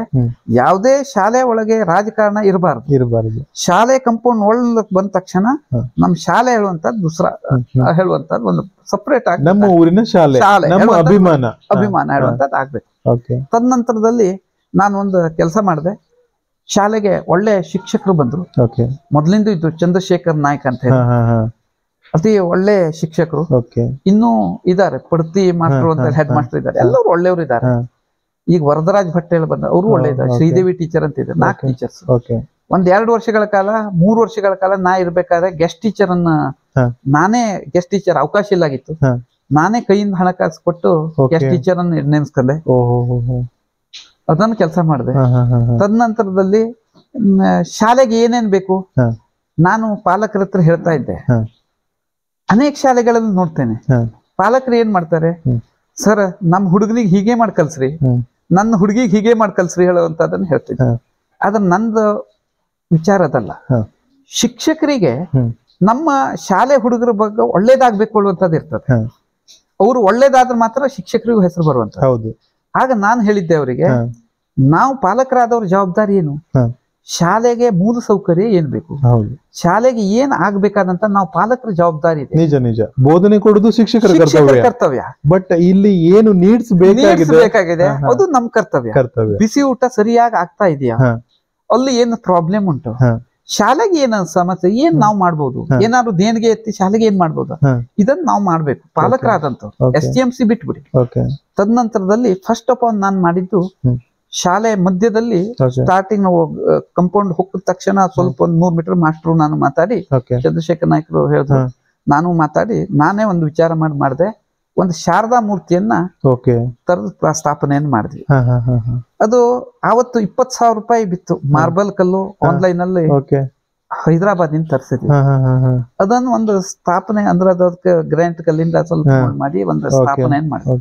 ಯಾಕೆ ಅಂತಂದ್ರೆ ಯಾವುದೇ ಬಡವ್ರು ಬರ್ಲಿ ಏರೇ ಬಂದ್ರು ಶಾಲೆಗೆ ಒಳಗ್ ಬಂದ ತಕ್ಷಣ ಅದಕ್ಕೆ ಪ್ರಾರ್ಥನೆಗೆ ಹೋಗ್ಬೇಕಾದ್ರೆ ಕೈ ಮುಗಿದು ಹೋಗುವಂತ ಒಂದು ಸಿಸ್ಟಮ್ ಅನ್ನು ಜಾರಿ ಮಾಡಿದ್ವಿ. ತದನಂತರದಲ್ಲಿ ನಮ್ಮ ಶಾಲೆಯ ಆಟದ ಮೈದಾನ ಬಹಳ ಕೂಡ್ಲಾಗಿತ್ತು. ಅದಕ್ಕೆ ಶಾಲೆ ಮಕ್ಕಳು ಬಿದ್ದು ಪೆಟ್ಟು ಮಾಡುವಂತ ಪರಿಸ್ಥಿತಿ ಇತ್ತು. ಅದ ನಂತರ ಅದಕ್ಕೊಂದು ವಿಚಾರ ಮಾಡಿದ್ವಿ. ಆದ್ರೆ ಮಣ್ಣು ನೆಲದಲ್ಲಿ ಶಾಲೆ ಹುಡುಗರು ಆಟ ಮಾಡಿದ್ವಿ. ಆದ್ರೆ ಫೆವರ್ಸ್ ಹಾಕ್ಸ್ಬಿಟ್ರೆ ಮಣ್ಣಲ್ಲಿ ನ್ಯಾಚುರಲ್ ಮಣ್ಣಲ್ಲಿ ಆಟ ಆಡ್ಲಿಕ್ಕೆ ಆಗುದಿಲ್ಲ. ಅದಕ್ಕಾಗಿ ಶಾಲೆ ಗ್ರೌಂಡ್ ಹೊರ ಸೈಡ್ ಒಂದ್ ಮಾಡಿದ್ವಿ. ಅಲ್ಲಿ ಆಟ ಆಡ್ಲಿಕ್ಕೆ ಅಂತ ಹೇಳಿ ಒಳ ಸೈಡ್ ಗ್ರೌಂಡಿಗೆ ಫೆವರ್ಸ್ ಹಾಕಿ ಮಾಡಿದ್ವಿ. ತದನಂತರದಲ್ಲಿ ನಾನ್ ಅಧ್ಯಕ್ಷ ಇರ್ಬೇಕಾದ್ರೆ ಶಾಲೆ ಇನ್ಕಮ್ಮೇ ಇಲ್ಲ. SDMC ನಾನ್ ಇರ್ಬೇಕಾದ್ರೆ ಒಂದ್ 7,000 ರೂಪಾಯಿ ಕೊಟ್ರು. ಸರ್ಕಾರದಿಂದ ಕುಡಿಯುವ ನೀರಿನ ಏನು ವಿದ್ಯುತ್ ಬಿಲ್ ಕಟ್ಲಿಕ್ಕೆ ಸಾಕಾಗುದಿಲ್ಲ. ಶಾಲೆ ರೂಮಿಗೆ ಲೈಟ್ ಏನು ಉಂಟಲ್ಲ ಕಟ್ಲಿಕ್ಕೆ ಸಾಕಾಗುದಿಲ್ಲ. ಆಗ ನಾನು ಒಂದು ವಿಚಾರ ಮಾಡಿದೆ, ಮಾಸ್ಟ್ರಿಗೂ ಹೇಳಿದೆ, ಒಂದ್ ಕೆಲಸ ಮಾಡೋಣ, ಇದಕ್ ಪರ್ಯಾಯ ಇವತ್ತೇ ಫಲ ಸಿಗ್ತದೆಯೋ ಬಿಡ್ತದೆಯೋ, ಭವಿಷ್ಯದಲ್ಲಿ ಸಿಗ್ಬೇಕು ಅಂತ ಹೇಳಿ ಒಂದಷ್ಟು ಅಡಿಕೆ ಗಿಡಗಳನ್ನ ಪಾಲಕರ ಹತ್ರ ಹೇಳಿ ನಾವು ಹೇಳಿ ಶಾಲೆ ಸುತ್ತುವರೆದು ಸೈಡ್ ನಲ್ಲಿ ಒಂದು 50 ಗಿಡದ ಮೇಲೆ ಅಡಿಕೆ ಗಿಡವನ್ನು ನೆಟ್ಟಿದೆ. ತೆಂಗಿನ ಗಿಡ ಮೊದ್ಲೇ ಇತ್ತು, ಅದಕ್ಕೂ ಒಂದು ವ್ಯವಸ್ಥೆ ಮಾಡಿ ಅದಕ್ಕೆ ಇವತ್ತು ಕಾಯಿ ಬರ್ತಾ ಇದೆ, ಅಡಿಗೆ ಅವರಿಗೆ ಸಾಕಾಗ್ತಾ ಇದೆ. ಸುತ್ತ ಅಡಿಕೆ ಕೂಡ ಈ ವರ್ಷ ಒಂದು 15-20 kg ಆಗ್ಬಹುದೇನೋ ಅಷ್ಟು ಅಡಿಕೆಯನ್ನು ಬೆಳೆದು ಅದರನ್ನ ಮೇಂಟೆನೆನ್ಸ್ ಪಾಲಕರೇ ಮಾಡುವಂತದ್ದು. ಗೊಬ್ಬರ ಮತ್ತೊಂದು ಅದಕ್ಕೆ ಏನು ವ್ಯವಸ್ಥೆ ಬೇಕೋ ಪಾಲಕರು ಮಾಡಿ ನಮ್ ಕರ್ತವ್ಯ. ಆ ಉತ್ಪನ್ನವನ್ನು ಮಾರಿ ಅದನ್ನ ಟೆಂಡರ್ ಅಥವಾ ಯಾರಿಗೂ ಒಂದು ಅವ್ರಿಗೆ ಕೊಟ್ಟು ಅದನ್ನ ಉತ್ಪನ್ನವನ್ನು ಶಾಲೆ ಬಳಸುವಂತದ್ದು. ಎರಡನೇದಾಗಿ ಶಾಲೆಗಳಿಗೆ ನಮ್ಗೊಂದು ಸಮಸ್ಯೆ ಇತ್ತು. ನಾನು ಶಾಲೆ STMC ಅಧ್ಯಕ್ಷ ಆಗೋ ಮೊದ್ಲು ಯಾವತ್ ನೋಡಿದ್ರು ನೀರಿನ ಸಮಸ್ಯೆ. ಆ ಪ್ರದೇಶವು ಹಂಗೆ ಇತ್ತು. ಬೋರ್ವೆಲ್ ಇರೋದು ಒಂದು 300 ಮೀಟರ್ ದೂರ, ಅದಕ್ಕೆ ಬಹಳ ಒಂದು 200-300 ಫೀಟ್ ಅಪ್ಪಿತ್ತು. ಶಾಲೆ ಇರೋದು ಅಪ್ಪನ ಜಾಗದಲ್ಲಿ. ನೀರ್ ಯಾವಾಗ ನೋಡ್ರು ಪೈಪ್ ಹೊಡೆಯೋದು ಏನಾದ್ರು ಸಮಸ್ಯೆ. ಟೀಚರ್ಸ್ ಹೇಳ್ತಾ ಇದ್ರು ನೀರಿನ ಸಮಸ್ಯೆ ಸರಿ ಇಲ್ಲ, ಸಮಸ್ಯೆ ಆಗ್ತಾ ಇದೆ ಅಂತ. ತದನಂತರ ನಾವ್ ವಿಚಾರ ಮಾಡಿದೆ, ಅದಕ್ಕೆ ಹೊರಸ ತಾಲೂಕಾ ಪಂಚಾಯತ್ ಅನುದಾನ ತಂದು ಸಪ್ರೇಟ್ ಒಂದು ಬೋರ್ವೆಲ್ ಕೊರೆಸಿ ಅದಕ್ಕೂ ತುಕ್ಕು ಬರಬಾರ್ದು, ಕಬ್ಬಿಣ PVC ಕೇಸಿಂಗ್ ಹಾಕ್ಸಿ ಕೈಯಿಂದ ಬಿದ್ರೋಡ್ಡಿಂತ ಅದಕ್ಕೆ ಶಾಲೆಯಲ್ಲಿ ಸ್ವಿಚ್ ಹೊಡೆದ್ರೆ ನೀರಿನ ವ್ಯವಸ್ಥೆ ಆಗ್ಬೇಕು. ಆ ವ್ಯವಸ್ಥೆಯನ್ನು ಮಾಡಿಸಿದೆ. ಇದರಿಂದ ಏನು 2 ಲಾಭ ಆಯ್ತು. ಅಡಿಕೆ ಗಿಡಗಳಿಗೂ ನೀರಿನ ವ್ಯವಸ್ಥೆ ಆಯ್ತು, ಕುಡಿಯುವ ನೀರಿಗೂ ಆಯ್ತು. ಮೂರನೇದಾಗಿ ಗಾರ್ಡನ್ ಮಾಡ್ಲಿಕ್ಕೆ ಅನುಕೂಲ ಆಯ್ತು. ಶಾಲೆ ಗಾರ್ಡನ್ ಮಾಡಿದೆ. ಇದಿಷ್ಟುದಕ್ಕೂ ಅನುಕೂಲ ಆಗುವಂತ ವ್ಯವಸ್ಥೆಯನ್ನು ಮಾಡ್ತೀವಿ. ತದನಂತರದಲ್ಲಿ ಗಂಡು ಮಕ್ಳಿಗೆ ಬೇರೆ ಹೈಟೆಕ್ ಶೌಚಾಲಯ ಬೇರೆ ಇದೆ, ಹೆಣ್ಮಕ್ಳಿಗೆ ಬೇರೆ ಇದೆ. ಗಂಡು ಮಕ್ಳಿಗೆ ಮೂತ್ರಾಲಯವನ್ನು ಬೇರೆ ಮಾಡಿ, ಅಂಗನವಾಡಿ ಗ್ರಾಮ ಪಂಚಾಯತ್ ಕಾಂಪೌಂಡ್ ನಲ್ಲಿ ಇತ್ತು. ಅದಕ್ಕೆ ಅಲ್ಲಿ ಒಂದು ಆಲದ ಮರ ಇತ್ತು, ಆ ಬಿದ್ದು ಅಂಗನವಾಡಿ ಡೆಮಾಲಿಶ್ ಆಗೋಯ್ತು. ಹೊಸದಾಗಿ ಕಟ್ಟುವಂತದ್ದು ಬಂತು. ಅವತ್ತು ತಾಲೂಕಾ ಪಂಚಾಯತ್ ವಿಶೇಷ ಅನುದಾನ ತಂದು ನಾವು ಅವರಿಗೆ ಭೇಟಿಯಾಗಿ ಅಲ್ಲಿ ಅಧ್ಯಕ್ಷರಿಗೆಲ್ಲ ತಗೊಂಬಂದು ನಾನೊಂದು ವಿಚಾರ ಮಾಡಿದೆ, ಇದಕ್ ಪರ್ಯಾಯ ಏನು, ಶಾಲೆ ಕಾಂಪೌಂಡ್ ಒಳಗೆ ಕಟ್ಟಿದ್ರೆ ಮಾತ್ರ ಅಂಗನವಾಡಿ ಮಕ್ಕಳು ಶಾಲೆ 1ನೇ ಕ್ಲಾಸಿಗೆ ಹೋಗ್ಲಿಕ್ಕೆ ಬಹಳ ಹತ್ರದಲ್ಲಿ ಅವ್ರಿಗೆ ಒಡನಾಟ ಬೆಳೀತದೆ. ಆ ದೃಷ್ಟಿಯಲ್ಲಿ ಶಾಲೆ ಕಾಂಪೌಂಡ್ ಒಳಗೆ ಅಂಗನವಾಡಿಯನ್ನು ಶಿಫ್ಟ್ ಮಾಡುವಂತ ಕೆಲಸವನ್ನು ನಾನು ಮಾಡಿದೆ. ಅದಕ್ಕೊಂದು ಬಿಲ್ಡಿಂಗ್ ಕಟ್ಸಿದೆ, ಅತ್ಯುತ್ತಮವಾದಂತ ಒಂದು ಸಣ್ಣ ಚಿಕ್ಕದಂತ ಬಿಲ್ಡಿಂಗ್ ಕಟ್ಸಿದೆ. ಇವತ್ತಿಗೂ ತಾವು ಹೋಗಿ ನೋಡ್ಬೋದು, ಅತ್ಯುತ್ತಮವಾದ ಬಿಲ್ಡಿಂಗ್ ಮಾಡಿದ್ದೇವೆ. ಶಾಲೆಯಲ್ಲಿ ಇನ್ನೂ ಅನೇಕ ಶಾಲೆಗಳಲ್ಲಿ ಪ್ರಾಜೆಕ್ಟ್ ರೂಮ್ ಮಾಡಿಸಿದ್ದೇವೆ, ಕಂಪ್ಯೂಟರ್ ರೂಮ್ ಮಾಡಿದ್ದೇವೆ, ರಂಗಮಂದಿರ ಇದೆ, ಮತ್ತೆ ಒಂದು ನಲಿಕಲಿ ರೂಮ್ ಮಾಡಿದ್ದೇವೆ. ಬಹಳ ಅತ್ಯುತ್ತಮವಾದಂತ ನಲಿಕಲಿ ರೂಮ್. ಇಡೀ ಶಾಲೆ ಗೋಡೆಗಳಿಗೆ ಮಕ್ಕಳ ಏನು ಅವ್ರಿಗೆ ಹೋದ್ರ ಇಲ್ಲೇ ಇರ್ಬೇಕು ಅಷ್ಟು ಕಲರ್ ಪೇಂಟಿಂಗ್ ಅಂದ್ರೆ ಆ ಡಿಸೈನೇ ಮಾಡಿದ್ದೇವೆ. ಅಷ್ಟಲ್ಲದೆ ದಾನಿಗಳಿಂದ ಒಂದು ದೊಡ್ಡ 53 ಇಂಚಸ್ ಟಿವಿ ಹಾಕಿ ಅವ್ರಿಗೆ ಆ ಮಕ್ಕಳಿಗೆ ಅದ್ರ ರೂಮಿಗೆ ಅದ ಸ್ಪೆಷಲ್ ಮಾಡ್ತಿದ್ದೇವೆ. ಅವ್ರು ಅದನ್ನ ಆ ಮಕ್ಕಳು ಅದನ್ನ ನೋಡ್ಬೋದು, ಆ ರೀತಿಯಾಗಿ ಮಾಡಿದ್ದೇವೆ. ಇನ್ನೂ ಅನೇಕ ಕೆಲಸಗಳನ್ನು ಮಾಡಿದ್ದೇವೆ. ತುಂಬಾ ಸಂತೋಷ ಸರ್. ಗಣಿತ ಪಾರ್ಕ್ ಮಾಡಿದ್ದೇವೆ. ಮತ್ತೊಂದು ಹೇಳ್ಬೇಕು ಅಂತ, ಗಣಿತ ಪಾರ್ಕ್ ಶಾಲೆಯಲ್ಲಿ ಮಾಸ್ಟರ್ ಮಾಡಿಸಿದ್ದಾರೆ. ನಾ ಬರ್ಬೇಕಾದ್ರೆ ಶಾಲೆ ಕಂಪೌಂಡ್ ಪೂರ್ಣ ಇಲ್ಲಾಗಿತ್ತು, 50% ಮಾತ್ರ ಇಲ್ಲ. ಅದನ್ನು ಪೂರ್ಣ ಮಾಡುವಂತದ್ದು ಕೆಲಸ ಮಾಡಿದೆ. ಇನ್ನು ಅನೇಕ ಕೆಲಸ ಮಾಡಿದ್ದೇನೆ. ಯಾಕೆ ಇದು ಇಷ್ಟೇ ಕಾರಣ, ಪ್ರತಿಯೊಬ್ಬನು ಮನುಷ್ಯನು ಕೂಡ ಅವನ ಸ್ವಂತಕ್ಕಾಗಿಯೇ ವಿಚಾರ ಮಾಡ್ತಾನೆ. ನನ್ನ ವಿಚಾರ ಹಂಗಲ್ಲ, ನಾವು ಮಾಡಿದ್ದದ್ದು ಭವಿಷ್ಯದಲ್ಲಿ ಇರ್ಬೇಕು. ನಾನು ನನ್ನ ಅಡಿಕೆ ತೋಟದಲ್ಲಿ ನಮ್ಮ ಹಿರಿಯರು ಅಡಿಕೆ ತೋಟ ನಮ್ಮ ಜೀವನಕ್ಕೆ ಸಾಕಾಗೋಷ್ಟು ಮಾಡಿಟ್ಟಿದ್ದಾರೆ. ಆದ್ರೆ ನನಗೆ ಆ ಸಂತೋಷಕ್ಕಿತ್ತು ಶಾಲೆಯಲ್ಲಿ ಸೊಸೈಟಿಯಲ್ಲಿ ಮಾಡಿದಂತ ಕೆಲಸ ಉಂಟಲ್ಲ, ಅಭಿವೃದ್ಧಿ ಕೆಲಸ ಉಂಟಲ್ಲ, ಆ ಸಂತೋಷ ನನ್ನ ಜೀವನದಲ್ಲಿ ನನ್ನ ಯಾವತ್ತೂ ಸಂತೋಷ ಕೊಡುವಂತ ವಿಚಾರ, ಅದು ಮರೆಯಲಿಕ್ಕೂ ಸಾಧ್ಯ ಇಲ್ಲ. ತುಂಬಾ ಸಂತೋಷ ಸರ್. ಇನ್ನು ಮುಂದುವರೆದ ಭಾಗವಾಗಿ ನಾವು ಅಂದ್ರೆ ಕೇಳಿ ತಿಳ್ಕೊಳ್ಳೋದಾದ್ರೆ ಸರ್, ಈಗ ಕುಡಿಯ ನೀರಿನ ವ್ಯವಸ್ಥೆ, ಯಾಕಂದ್ರೆ ಮಲೆನಾಡು ಆಗಿರೋದ್ರಿಂದ ಎಲ್ಲೋ ಒಂದ್ ಕಡೆ ಇಲ್ಲಿ ಮಳೆ ಹೆಚ್ಚಾಗ್ಬೋದು, ಬಟ್ ಮಳೆ ಆಗಿದ್ದ ಎಲ್ಲಾ ನೀರು ಕೂಡ ಹರಿದು ಹೋಗ್ತದೆ ಹೊಳೆಯ ಮುಖಾಂತರ. ಒಂದು ಬೇಸಿಗೆ ಕಾಲ ಬಂತಂದ್ರೆ ಇಲ್ಲಿ ಯಾವ ತರ ಇದೆ ಸರ್ ಕುಡಿಯ ನೀರಿನ ವ್ಯವಸ್ಥೆ? ತಮಗೆ ಸೋರ್ಸ್ ಎಲ್ಲಿಂದ ಸಿಗ್ತದೆ? ಅಂದ್ರೆ ಅಂತ ಒಂದು ವಿಶೇಷವಾದ ಕೆರೆಗಳಿದಾವೋ, ಇಲ್ಲ ಒಂದು ಜರಣಿ ಅಂತ ಹೇಳಿ ನ್ಯಾಚುರಲ್ ಸೋರ್ಸ್ ಇದೆಯೋ, ಇಲ್ಲ ಬೋರಿಂದಾನೇ ಸಪ್ಲೈ ಮಾಡೋದು ಇರ್ತದೋ, ಹೇಗೆ ಸರ್? ಸರ್ ಆಕ್ಚುಲಿ ನಾನು ಮನಸ್ಸು ಬಿಚ್ಚಿ ಮಾತಾಡ್ಬೇಕು. ಸರ್ಕಾರ ಗ್ರಾಮ ಪಂಚಾಯತ್ಗಳನ್ನೆಲ್ಲ ಮಾಡ್ತಲ್ಲ, ಮಾಡಿದಾಗ ಈ ಮಲೆನಾಡು ಪ್ರದೇಶಕ್ಕೆ ಅವ್ರ ಕಾನೂನನ್ನೇ ಬದಲಾವಣೆ ಇರಬೇಕಾಗಿತ್ತು. ನನ್ನ ವೈಯಕ್ತಿಕ ನಿಜ. ಕಾರಣ ಏನು ಅಂತಂದ್ರೆ, ಬಯಲ್ಸೀಮೆಗಳಲ್ಲಿ ಒಂದು ಓಣಿಯಲ್ಲಿ 1,000 ಸಂಖ್ಯೆ ಮನೆ ಜನಸಂಖ್ಯೆ ಇರುತ್ತೆ. ಒಂದ್ ರಸ್ತೆ ಮಾಡ್ಬಿಟ್ರೆ, ಒಂದ್ ಕಡೆ ಬೋರ್ವೆಲ್ ಹೊಡೆದು ಒಂದೇ ಕಡೆ ನೀರಿನ ವ್ಯವಸ್ಥೆ ಮಾಡ್ಬಿಟ್ಟು, ಅದು ನಮ್ಮ ಮಲೆನಾಡು ಪ್ರದೇಶದಲ್ಲಿ ಹೇಗೆ ಅಂತಂದ್ರೆ, ಒಂದೊಂದು ಮನೆಗೆ 1 ಕಿಲೋಮೀಟರ್ ಅತಿ ಸಮೀಪ ಇರುವಂತ ಮನೆ, 3 ಕಿಲೋಮೀಟರ್ 5 ಕಿಲೋಮೀಟರ್ ಗಟ್ಟಲೆ ದೂರದಲ್ಲಿ ಮನೆ ಆ 1 ಕಿಲೋಮೀಟರ್ 5 ಕಿಲೋಮೀಟರ್ ದೂರನಲ್ಲಿ ಇದ್ದವರು ಮನೆಗೆ ಪಂಚಾಯತ್ಗಳಿಗೆ ತೆರಿಗೆಯನ್ನು ಕಟ್ಟುವಂತವ್ರೆ. ಆಗ ಪಂಚಾಯತ್ ಅವ್ರ ಜವಾಬ್ದಾರಿ ಜಾಸ್ತಿ ಆಯ್ತು. ಆಗ ತೆರಿಗೆಯನ್ನ ಅವ್ರು ಕಟ್ಟದಂತವ್ರಿಗೆ ನಾವು ಮೂಲ ಸೌಕರ್ಯ ಕೊಡುದು ನಮ್ ಜವಾಬ್ದಾರಿ. ಆಗ ಅವ್ರು ನೀರ್ ಕೇಳ್ತಾರೆ, ಆದ್ರೆ ಒಂದ್ ಮನೆಗೆ ನಮ್ ಕಾನೂನು ಪ್ರಕಾರ ತೊಡಕು ನಮ್, ಯಾಕೆಂದ್ರೆ ಒಂದೇ ಮನೆಗೆ ನಾವು ಬಹಳ ಸರ್ಕಾರ ದುಡ್ಡನ್ನು ಇನ್ವೆಸ್ಟ್ ಮಾಡ್ಬೇಕಾಗುತ್ತೆ. ಆದ್ರೂ ಕೂಡ ನಾವು ಏನ್ ಮಾಡಿದ್ದೇವೆ ಅಂತಂದ್ರೆ, JJM ಯೋಜನೆಗಳು ನಮ್ಮ ದೇಹಲ್ಲಿ ಅಂತ ಕಾಲನಿ ಇರ್ಬೋದು, 2-3 ಕಾಲನಿ ಇದೆ, ಅಲ್ಲಿ ಅವಕಾಶ ಆಗ್ಬಹುದು. ಆದ್ರೆ ಗ್ರಾಮೀಣ ಪ್ರದೇಶದಲ್ಲಿ ದೂರ ಮರ ಇರುವಲ್ಲಿ 5-5 ಕಿಲೋಮೀಟರ್ ದೂರ ಇರುವಲ್ಲಿ ಅನುಕೂಲ ಆಗುದಿಲ್ಲ, ಮೇಂಟೆನೆನ್ಸ್ ಕಷ್ಟ ಆಗ್ತದೆ. ಅದಕ್ಕಾಗಿ ನಾವ್ ಏನ್ ಮಾಡಿದ್ದೇವೆ ಯಾಕಂದ್ರೆ, ಸರ್ಕಾರ ಕೇಂದ್ರ ಗೌರ್ಮೆಂಟ್ 15ನೇ ಹಣಕಾಸಿನಲ್ಲಿ ಕುಡಿಯುವ ನೀರು ಯೋಜನೆ ಕೊಡ್ತದೆ. ಅದ್ರಲ್ಲಿ ನಮ್ಗೆ ಈ ಏನು 15ನೇ ಹಣಕಾಸಿನಲ್ಲಿ ಕೊಡುವಂತ ಅಭಿವೃದ್ಧಿ ಕೊಡುವಂತ ದುಡ್ಡಿನಲ್ಲಿ ನಮ್ದು ಏನೋ ನಮ್ಮಲ್ಲಿ ಬರುವಂತ ಹಣದಲ್ಲಿ 1 ಲಕ್ಷ 2 ಲಕ್ಷ ಪರಮಾವಧಿ 3 ಲಕ್ಷದೊಳಗೆ 2 ಲಕ್ಷ ಚಿಲ್ಲರೆ ಇರ್ಬೇಕೇನೋ ಗೈಡ್ಲೈನ್ಸ್ ಇದೆ ಅದಕ್ಕೆ. ಆ ಪ್ರಕಾರ ಅದನ್ನು ಕುಡಿಯುವ ನೀರಿಗೆ ನಾವು ರಿಸರ್ವ್ ಇಟ್ಕೊಳ್ಬೇಕು. ಆ ಹಣದಲ್ಲಿ ನಾವ್ ಏನ್ ಮಾಡ್ತೇವೆ ಕೇಳಿದ್ರೆ, ಇಲ್ಲಿ ನಮ್ಮಲ್ಲಿ ಅವ್ರು ಮೊದ್ಲಿನ ಬಂದದ್ದು ಕುಡಿಯೋ ನೀರನ್ನು ಬಾವಿ ಇದೆ, ಅದು ಬತ್ತ ಹೋಯ್ತಪ್ಪ, ಅವ್ರು ಆಳ ಮಾಡ್ತೇವೆ ಅಂತ ಹೇಳಿದ್ರೆ ಅದರಿಂದ ಒಂದು ಸ್ವಲ್ಪ ರೊಕ್ಕವನ್ನು ಅವ್ರಿಗೆ ಕೊಡುವಂತದ್ದು. ಇಲ್ಲಂದ್ರೆ ಅವ್ರಿಗೆ ತೆರಿಗೆ ಕಟ್ಟವರಿಗೆ ನಾವು ಅವ್ರಿಗೆ ನೀರಿನ ವ್ಯವಸ್ಥೆ ಕೊಡ್ಲೇಬೇಕು. ಅದ್ರಲ್ಲಿ ಸ್ವಲ್ಪ ಈ ಕೆಲವು ಮಂದಿಗೆ ನೀರಿನ ಸೋರ್ಸ್ ಇರ್ತದೆ, ಅವರ ತೋಟಗಳಲ್ಲಿ ಇರ್ತದೆ, ಅಲ್ಲಿಂದ ಅವ್ರ ಮನೆಗೆ ತಗೊಳ್ಬೇಕಾದ್ರೆ ಅದಕ್ಕೆ ಪೈಪ್ನ ವ್ಯವಸ್ಥೆ ಆಗ್ಬೇಕು. ಆ ಪೈಪ್ನ ವ್ಯವಸ್ಥೆ ಇದ್ದಲ್ಲಿ ಎಲ್ಲೋ 1-2 ಮನೆ ಇದ್ದಲ್ಲಿ ಅವರಿಗೆ ಪೈಪ್ ಎಲ್ಲ ಇರ್ತದೆ, ಪಂಪ್ ಇರುವುದಿಲ್ಲ, ಪಂಪ್ನ ವ್ಯವಸ್ಥೆ ಮಾಡ್ಕೊಂಡು ಅದು ಕುಡಿಯೋ ನೀರನ್ನ ವಿಶೇಷವಾಗಿ ಅವರಿಗೆ ಯಾವ ತರದ ಸಹಾಯ ಬೇಕೋ ಅದನ್ನು ಕೊಡ್ತೇವೆ. ಅದು ಯಾಕೆ ಅಂತಂದ್ರೆ, ಈ ಪಂಪ್ ಅನ್ನು ಅವರಿಗೆ ಕೊಡ್ಲಿಕ್ಕೆ ಕಾರಣ ಇದೆ. ಇದರಿಂದ ಸರ್ಕಾರಕ್ಕೂ ನಮ್ಮ ಪಂಚಾಯತ್ಗಳಿಗೂ ಹಣ ಹೋಗ್ತದೆ. ಯಾಕೆ ಕೇಳಿದ್ರೆ, ಒಂದು ಕುಡಿಯೋ ನೀರಿನ ವ್ಯವಸ್ಥೆ ಮಾಡ್ಲಿಕ್ಕೆ 1 ಮನೆ 2 ಮನೆ ಇದ್ದಲ್ಲಿ ನಾವು ಮಾಡಬೇಕು ಅಂತಂದ್ರೆ, ಈಗ 1 ವರ್ಷದ ಕೊಡುವಂತ ಕುಡಿಯೋ ನೀರಿನ ವ್ಯವಸ್ಥೆ ಎಲ್ಲೂ ಸಾಲುದಿಲ್ಲ. ಈಗ ನಾವು ಏನೋ ಒಂದು ಪಂಪ್ ಕೊಟ್ವಿ ಅಂತಂದ್ರೆ ಇದರಲ್ಲಿ 2 ಲಾಭ ನಮ್ಗಿದೆ. ಒಂದು, ಅವರು ಮೇಂಟೆನೆನ್ಸ್ ಅನ್ನು ಅವರೇ ಮಾಡ್ಕೊಳ್ತಾರೆ, ಪಂಪ್ ಇಳಿಸ್ಕೊಳ್ಳುವಂತದ್ದು ಇರ್ಬೋದು, ಅದು ಪೈಪ್ ಲೈನ್ ಅವರೇ ಮಾಡ್ಕೊಳ್ತಾರೆ. ಎರಡನೇದಾಗಿ ಮತ್ತೊಂದು ಅವರು ಮಾಡ್ಕೊಳ್ತಾರೆ, ಈಗ ಅದು ಕರೆಂಟ್ ಬಿಲ್ ಅನ್ನು ಅವ್ರು ಸ್ವಂತ ತುಂಬ್ಕೊಂತಾರೆ. ಇದು ನಮ್ಮ ಗ್ರಾಮ ಪಂಚಾಯತ್ಗೂ ಲಾಭ. ಪಂಚಾಯತ್ ಯಾಕೆಂತಂದ್ರೆ, ನಾವು ಅದನ್ನ ಪಂಚಾಯತ್ ಆಸ್ತಿಯಾಗಿ ತಗೊಂಡ್ರು ಕೂಡ ನಮ್ಗೆ ಯಾಕೆ ಲಾಭ ಅಂತಂದ್ರೆ, ನಮ್ಗೆ ಕರೆಂಟ್ ಬಿಲ್ ಕಟ್ಟುವಂತದ್ದು ಉಳಿತದ. ನಿಜ ಸರ್. ಈಗ ಇಲ್ಲಿ ನಮ್ಮ ಹಳ್ಳಿ ಮೇಲೆ 100 ರೂಪಾಯಿ ಹಾಕಿದ್ರು ಜನ ಬೇಸರ ಮಾಡ್ತಾರೆ. ಯಾಕೆ ಅಂತಂದ್ರೆ, 1 ಮನೆ 100 ರೂಪಾಯಿ ಹಾಕಿದ್ರೆ ಅವ್ರು ಕರೆಂಟ್ ಬಿಲ್ ಕಟ್ಲಿಕ್ಕೆ ಎಲ್ಲೂ ಸಾಲುದಿಲ್ಲ ಸರ್. ಕರೆಂಟ್ ಬಿಲ್ಲೇ 1,000-2,000 ರೂಪಾಯಿ ಬರ್ತದೆ.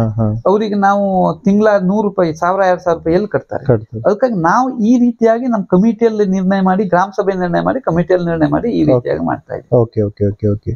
ಮತ್ತೆ ಅದು ಏನು ಆತರ ಸಮಸ್ಯೆ ಆಗಲ್ವಾ ಸರ್? ಈಗ ಬೇಸಿಗೆ ಕಾಲದಲ್ಲೂ ನೀರಿಲ್ಲ. ನಮ್ಮ ಪಂಚಾಯತ್ ವ್ಯಾಪ್ತಿಯಲ್ಲಿ ನಮಗೆ ಎಲ್ಲ ನಾವು ಮಾಡುವಂತ ಒಳ್ಳೆ ಕೆಲಸಕ್ಕೆ ದೇವರ ಆಶೀರ್ವಾದ ಭಾವಿಸಿದೆ, ಹಿರಿಯವರ ಆಶೀರ್ವಾದ ಭಾವಿಸಿದೆ. ಎಲ್ಲೂ ನೀರಿನ ಸಮಸ್ಯೆ ಆ ರೀತಿಯಾಗಿ ಆಗಿಲ್ಲ. ಅದಲ್ಲೂ ಮೇಂಟೈನ್ ಮಾಡ್ತಾ ಇದ್ದೇವೆ. ಎಲ್ಲೂ ನಾವು ಟ್ಯಾಂಕರ್ ನಲ್ಲಿ ಸಪ್ಲೈ ಕೊಡುವಂತದ್ದು ಈವರೆಗೆ ಬಂದಿಲ್ಲ. ಈವರೆಗೂ ಬಂದಿಲ್ಲ ಟ್ಯಾಂಕರ್ ಆ ರೀತಿಯಾಗಿ ವ್ಯವಸ್ಥೆ ಮಾಡಿದ್ದೇವೆ. ತಾವು ನಮ್ಮ ಪಂಚಾಯತ್ ಹುಕ್ಕದ ಮೇಲೆ ನೋಡ್ಬಹುದು, ಒಳ್ಳೆ ಕ್ವಾಲಿಟಿ ಒಳ್ಳೆ ರೀತಿಯಾದಂತ ಬೋರ್ಡ್ ಅನ್ನು ಮಾಡಿಸಿದ್ದೇವೆ. ಎಲ್ಲಾ ಪ್ರತಿ ಮನೆಗೆ ಹೋಗ್ಬೇಕಾದ್ರೂ ಅದಕ್ಕೆ ಅಡ್ರೆಸ್ ಹೇಳ್ಬಿಟ್ರೆ ಆ ಮನೆಗೆ ನೀವು ಹೋಗ್ಬೋದು. Okay okay okay okay. ಪ್ರತಿಯೊಂದು ಬಸ್ ಸ್ಟ್ಯಾಂಡ್ ಗಳಲ್ಲಿ ಒಂದೇ ರೀತಿಯಾದಂತ ಎಲ್ಲಾ ಬಸ್ ಸ್ಟ್ಯಾಂಡ್ ಗಳನ್ನ ಕಟ್ಟಿದ್ದೇವೆ. ನೀವು ತಾವು ನೋಡಿರ್ಬಹುದು, ಮಾಡೆಲ್ಲೇ ಚೇಂಜ್ ಇದೆ. ಓಕೆ. ಅದಕ್ಕೂ ಹಾಗೆ ಆ ಬಸ್ ಸ್ಟ್ಯಾಂಡ್ ಗಳಿದ್ದಲ್ಲಿ ಎಲ್ಲಾ ಕಡೆ ಕಸ ತೊಟ್ಟಿ ಮಾಡಿದ್ದೇವೆ. ಪ್ರತಿ ತಿಂಗಳಕ್ಕೆ 2 ಬಾರಿ ನಾವು ಕಸಗಳನ್ನ ನಮ್ಮ ಪಂಚಾಯತ್ ಗಾಡಿಯ ಮೇಲೆ ವಿಲೇವಾರಿ ಮಾಡ್ತೇವೆ. ಆದ್ರೆ ಈ ಮಳೆಯಲ್ಲಿ ಸ್ವಲ್ಪ ಸಮಸ್ಯೆ ಆಗ್ತದೆ, ನಾನು ಇಲ್ಲ ಅಂತ ಹೇಳುವುದಿಲ್ಲ. ಯಾಕೆ ಟೂರಿಸ್ಟ್ ಬಹಳ ಮಂದಿ ಬರ್ತಾರೆ. ಮತ್ತೆ ಈ ಟೈಮ್ ನಲ್ಲಿ ಏನಾಗುತ್ತೆ, ಮಳೆಯಲ್ಲಿ ಸ್ವಲ್ಪ ರೋಗ ಜಾಸ್ತಿ ಇರೋದಕ್ಕೆ ಬ್ಲೀಚಿಂಗ್ ಪೌಡರ್ ವ್ಯವಸ್ಥೆ ಮಾಡ್ಕೊಂಡೇ ಮಾಡ್ತೇವೆ. ಬಹಳ ನೀರ್ ಇರ್ತದೆ, ಸ್ವಲ್ಪ ಸಮಸ್ಯೆ ಆಗ್ತದೆ. ಆದ್ರೆ ನಾವು ಬೇಸಿಗೆಯಲ್ಲಂತೂ ತಿಂಗಳಕ್ಕೆ 3 ಸಲ ಬಂದ್ರು ವಿಲೇವಾರಿ ಮಾಡ್ತೇವೆ. ನಮ್ಮ ಹತ್ರ ಆಗುವಂತದ ಎಲ್ಲಾ ಅಧಿಕಾರಿಗಳು, ಪಂಚಾಯತ್ ವ್ಯಾಪ್ತಿಯ ಅಧಿಕಾರಿಗಳು ಕೂರ್ಸ್ಕೊಂಡು, ನಮ್ ಗ್ರಾಮ ಪಂಚಾಯತ್ ಸದಸ್ಯರು ಕೂರ್ಸ್ಕೊಂಡು ಎಲ್ಲರೂ ಅದು ಕೂರ್ಸ್ಕೊಂಡು ಮಾಡ್ತೇವೆ. ಹಿರಿಯವರು ಸಹಕಾರ ಕೇಳ್ತೇವೆ, ಸಲಹೆ ಕೇಳ್ತೇವೆ. ಎಲ್ಲ ಒಳ್ಳೇದು ಕಂಡತೋ ಅದನ್ನ ನಾವು ಸದಾ ಮಾಡ್ಲಿಕ್ಕೆ ಒಳ್ಳೆ ಕೆಲಸವನ್ನು ಮಾಡುತ್ತೇವೆ, ಹೆಜ್ಜೆಯನ್ನು ಇರ್ತೇವೆ. ತುಂಬಾ ಸಂತೋಷ ಸರ್. ಜೊತೆಗೆ ಸರ್ಕಾರದ ಒಂದು ಪ್ರಮುಖ ಯೋಜನೆ ಬೀದಿ ದೀಪಗಳನ್ನು ಅಳವಡಿಸಬೇಕು, ಮತ್ತೆ ದೇವಸ್ಥಾನ ಈ ತರ ಮಂದಿರಗಳ ಎದುರುಗಡೆ ಇದ್ದಲ್ಲಿ ಒಂದು ಹೈ ಮಾಸ್ಕ್ ಗಳನ್ನು ಅಳವಡಿಸಬೇಕಂತ. ಇಂಥ ಕೆಲಸ ಯಾವ ತರ ಆಗಿದೆ ಸರ್? ನಾನು ನಮ್ಮ ಕಮಿಟಿಯವರು, ನಮ್ಮ ಊರ ನಾವು ಒಂದು ಸಿಸ್ಟಮ್ ಮಾಡಿದೆ.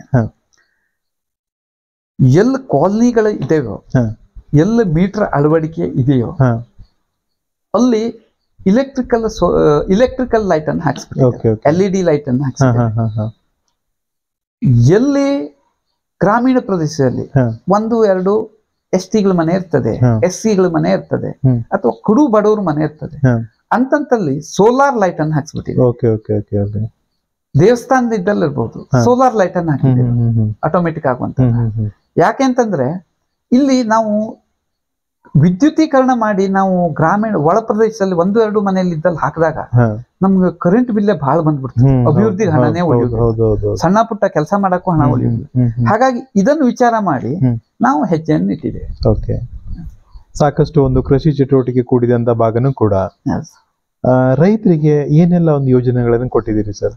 ಸರ್, ನಾವು ರಾಷ್ಟ್ರೀಯ ಗ್ರಾಮೀಣ ಉದ್ಯೋಗ ಖಾತ್ರಿ ಯೋಜನೆಯಲ್ಲಿ ಏನು ಹೊಸ ತೋಟ ಇವತ್ತಿನ ದಿವಸದಲ್ಲಿ ಸ್ವಲ್ಪ ಅದರ ಗೈಡ್ ಲೈನ್ಸ್ ಪ್ರಕಾರ ನಮ್ಮ ಮಲೆನಾಡಿನಲ್ಲಿ ಸ್ವಲ್ಪ ಕಷ್ಟ ಆಗ್ತಾ ಇದೆ, ಕೂಲಿಯವರದ್ದು ಪ್ರಾಬ್ಲಮ್ ಇದೆ. ಆದ್ರೂ ಕೂಡ ನಾವು ಕೆಲವೊಂದಷ್ಟು ಮಟ್ಟಿಗೆ ನಮ್ಮ ಹತ್ರ ಏನ್ ಸಾಧ್ಯವೋ ಮ್ಯಾಕ್ಸಿಮಮ್ ಕೃಷಿ ಇಲಾಖೆ ಇರ್ಬೋದು, ತೋಟಗಾರಿಕಾ ಇಲಾಖೆ, ತೋಟ ಹಾಕೋರಿಗೆ ಇರ್ಬೋದು, ಅವರಿಗಲ್ಲಿ ತೋಟ ಹಾಕುವಂತದಕ್ಕೆ ಏನ್ ಸಹಕಾರ ಬೇಕು ಅದನ್ನ ಮಾಡಿದ್ದೇವೆ. ಮೆಣಸಿನಗೆಲ್ಲ ಕಾಳು ಮೆಣಸುಗಳ ನೆಡೋರು ಇರ್ತಾರೆ, ಅವರಿಗೂ ಆಗುವಂತದ್ದು ಮಾಡಿಕೊಟ್ಟಿದ್ದೇವೆ. ಹೊಸ ತೋಟ ನಿರ್ಮಾಣ ಇರ್ಬೋದು, ಅದನ್ನು ಮಾಡಿದ್ದೇವೆ ಕೃಷಿ ಇವರಿಗೆ. ಇವತ್ತು ತೋಟಗಾರಿಕಾ ಇಲಾಖೆಯಿಂದ ನಮ್ಮ ಏನು ಬೋಡೋ ಮಿಶ್ರಣ ಸಿಗುವಂತ ರೈತರಿಗೆ ಇರ್ಬೋದು, ಔಷಧಿ ಇರ್ಬಹುದು, ಗೊಬ್ಬರಗಳಿರ್ಬೋದು, ಅದಕ್ಕೆ ಏನ್ ಸಹಕಾರ ಬೇಕು. 1 ಸೆಕೆಂಡ್ ನಾನು ಗ್ರಾಮ ಪಂಚಾಯತ್ಗೆ ಎವ್ರಿ ಡೇ ಮೀಟಿಂಗ್ ಒಂದು ತಾಲೂಕಾ ಮಟ್ಟದಲ್ಲಿ ಕರೆದಿಲ್ಲ ಅಂತಂದ್ರೆ, ನಮ್ಮ ಆಫೀಸ್ ಕೆಲಸ ಇಲ್ಲ ಅಂದ್ರೆ ಡೈಲಿ ಬಹುತೇಕ ದಿವಸ ಗ್ರಾಮ ಪಂಚಾಯತ್ಗೆ 1 ಹೊತ್ತು ಟೈಮ್ ಅನ್ನು ಮೀಸಲಿಟ್ಟಿದೆ.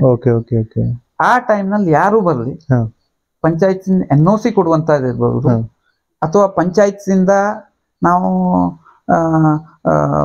ಯಾವುದೇ ಒಂದು ಲೆಟರ್ ಕೊಡುವಂತದ್ದು 1 ಸೆಕೆಂಡ್ ಅನ್ನು ಟೈಮ್ ಮಾಡದೇನೆ ಮಾಡ್ಕೊಡುವಂತ ಕೆಲಸವನ್ನು ಮಾಡ್ತಾ ಇದೆ. ಜೊತೆಗೆ ಒಂದು ಸರ್ಕಾರದ ಇನ್ನೊಂದು ಪ್ರಮುಖ ಯೋಜನೆ ಒಂದು ಸುಸಜ್ಜಿತವಾದ ಸ್ಮಶಾನ ಭೂಮಿಗಳನ್ನ ಮಾಡಬೇಕು ಅಂತ ಹೇಳಿ. ಅದು ಸ್ಮಶಾನ ಭೂಮಿ ಎಲ್ಲ ಒಂದು ಶಾಂತಿಧಾಮ ತರ ಮಾಡಬೇಕು ಅಂತ ಸರ್ಕಾರದ ಈಗಿನ ಧೋರಣೆ. ಅಲ್ಲಿ ಒಂದು ಚೇರ್ಗಳ ವ್ಯವಸ್ಥೆ ಆಗ್ಬೇಕು, ಫೆನ್ಸಿಂಗ್ ಆಗ್ಬೇಕು, ಚಿತಾಗಾರ ಇರಬೇಕು, ಮತ್ತೆ ನೀರಿನ ವ್ಯವಸ್ಥೆ ಆಗ್ಬೇಕು ಅಂತ ಹೇಳಿ. ಇಂಥ ಒಂದು ವ್ಯವಸ್ಥೆ ಯಾವ ತರ ಇದೆ ಸರ್ ಇಲ್ಲಿ ನಮ್ಮಲ್ಲಿ? ಸರ್, ಸ್ಮಶಾನ ಭೂಮಿ ಬಗ್ಗೆ ನಾವು ಮೊದ್ಲಿಂದ ಹೋರಾಟ ಮಾಡ್ತಾ ಬಂದ್ವಿ. ಅಂದ್ರೆ ಇಲ್ಲೊಂದು ಸ್ಮಶಾನ ಭೂಮಿ, ಆದ್ರೆ ಏನಾಗಿದೆ, ನಮ್ಮ ಉತ್ತರ ಕನ್ನಡ ಜಿಲ್ಲೆ, ಅದರಲ್ಲೂ Yellapur taluk totally reserve forest. ಇಲ್ಲಿ ಏನಾಗಿದೆ, ನಾವು ಸ್ಮಶಾನ ಭೂಮಿ ಮಾಡ್ಲಿಕ್ಕೆ ಗೌರ್ಮೆಂಟ್ ಲೆವೆಲ್ ಇಂದ ನಮಗೆ ಜಾಗ ಮಂಜೂರಿ ಆಗ್ಬೇಕು. ಅದಕ್ಕೆ ಏನ್ ಡಾಕ್ಯುಮೆಂಟ್ರಿ ಬೇಕೋ ಕೊಟ್ಟಿದ್ವಿ. ಆದ್ರೆ ಈಗ ಒಂದು 3 ಕಡೆ 3 ಗ್ರಾಮಗಳಲ್ಲಿ ಸರ್ಕಾರ ಏನ್ ಮಾಡಿದೆ ಕೇಳಿದ್ರೆ, ಈ 3 ಕಡೆಯಲ್ಲಿ ಜಾಗವನ್ನು ಗುರುತಿಸಿದೆ. ನಮ್ಮ ಪಂಚಾಯತ್ ಸ್ಮಶಾನ ಭೂಮಿಯ ಕೊಟ್ಟಿದೆ.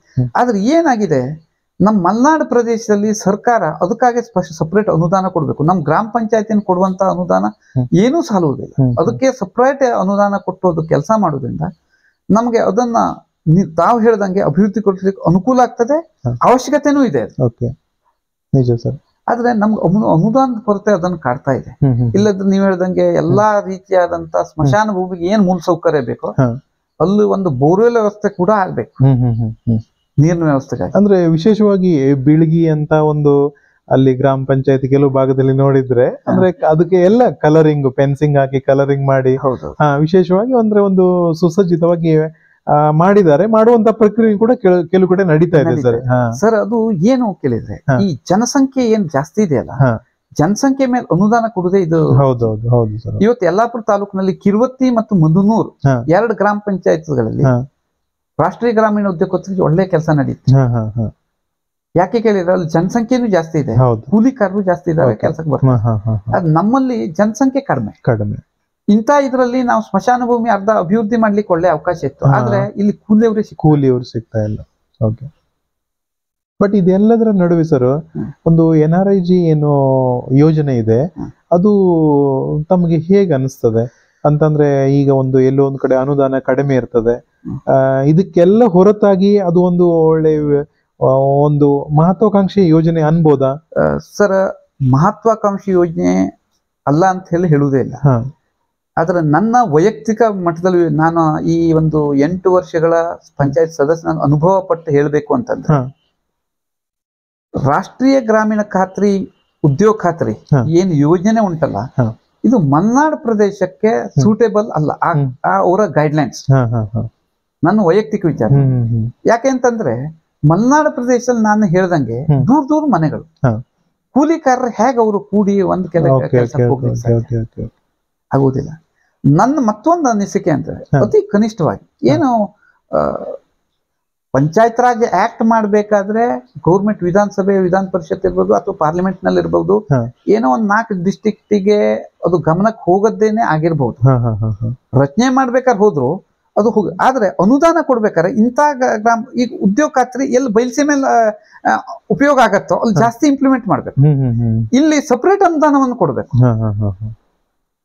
ಸಪರೇಟ್ ಅಂದ್ರೆ ಒಂದು ಗ್ರಾಮ ಪಂಚಾಯತ್ಗೆ ಜನಸಂಖ್ಯೆ ಬಿಟ್ಟು 1 ಕೋಟಿ ರೂಪಾಯಿ ಅನುದಾನವನ್ನು ಕೊಟ್ರೆ ಅದರಿಂದ ಇಲ್ಲಿ ಒಂದು ಮೂಲ ಸೌಕರ್ಯಕ್ಕೆ ಹೆಚ್ಚು ಕಡಿಮೆ ನಮ್ಮಲ್ಲಿ ಒಂದು ಇಡೀ ಗ್ರಾಮ ಪಂಚಾಯತದಲ್ಲಿ ಇರುವಂತ ರಸ್ತೆಗಳನ್ನ ಅಭಿವೃದ್ಧಿ ಪಡಿಸಲಿಕ್ಕೆ 1 ವರ್ಷಕ್ಕೆ ಹೆಚ್ಚು ಕಮ್ಮಿ 1 ಕೋಟಿ ರೂಪಾಯಿ ಇದ್ರೆ ನಾವು ಮಣ್ಣಿನ ರಸ್ತೆಯನ್ನು ಮಾಡಬಹುದು.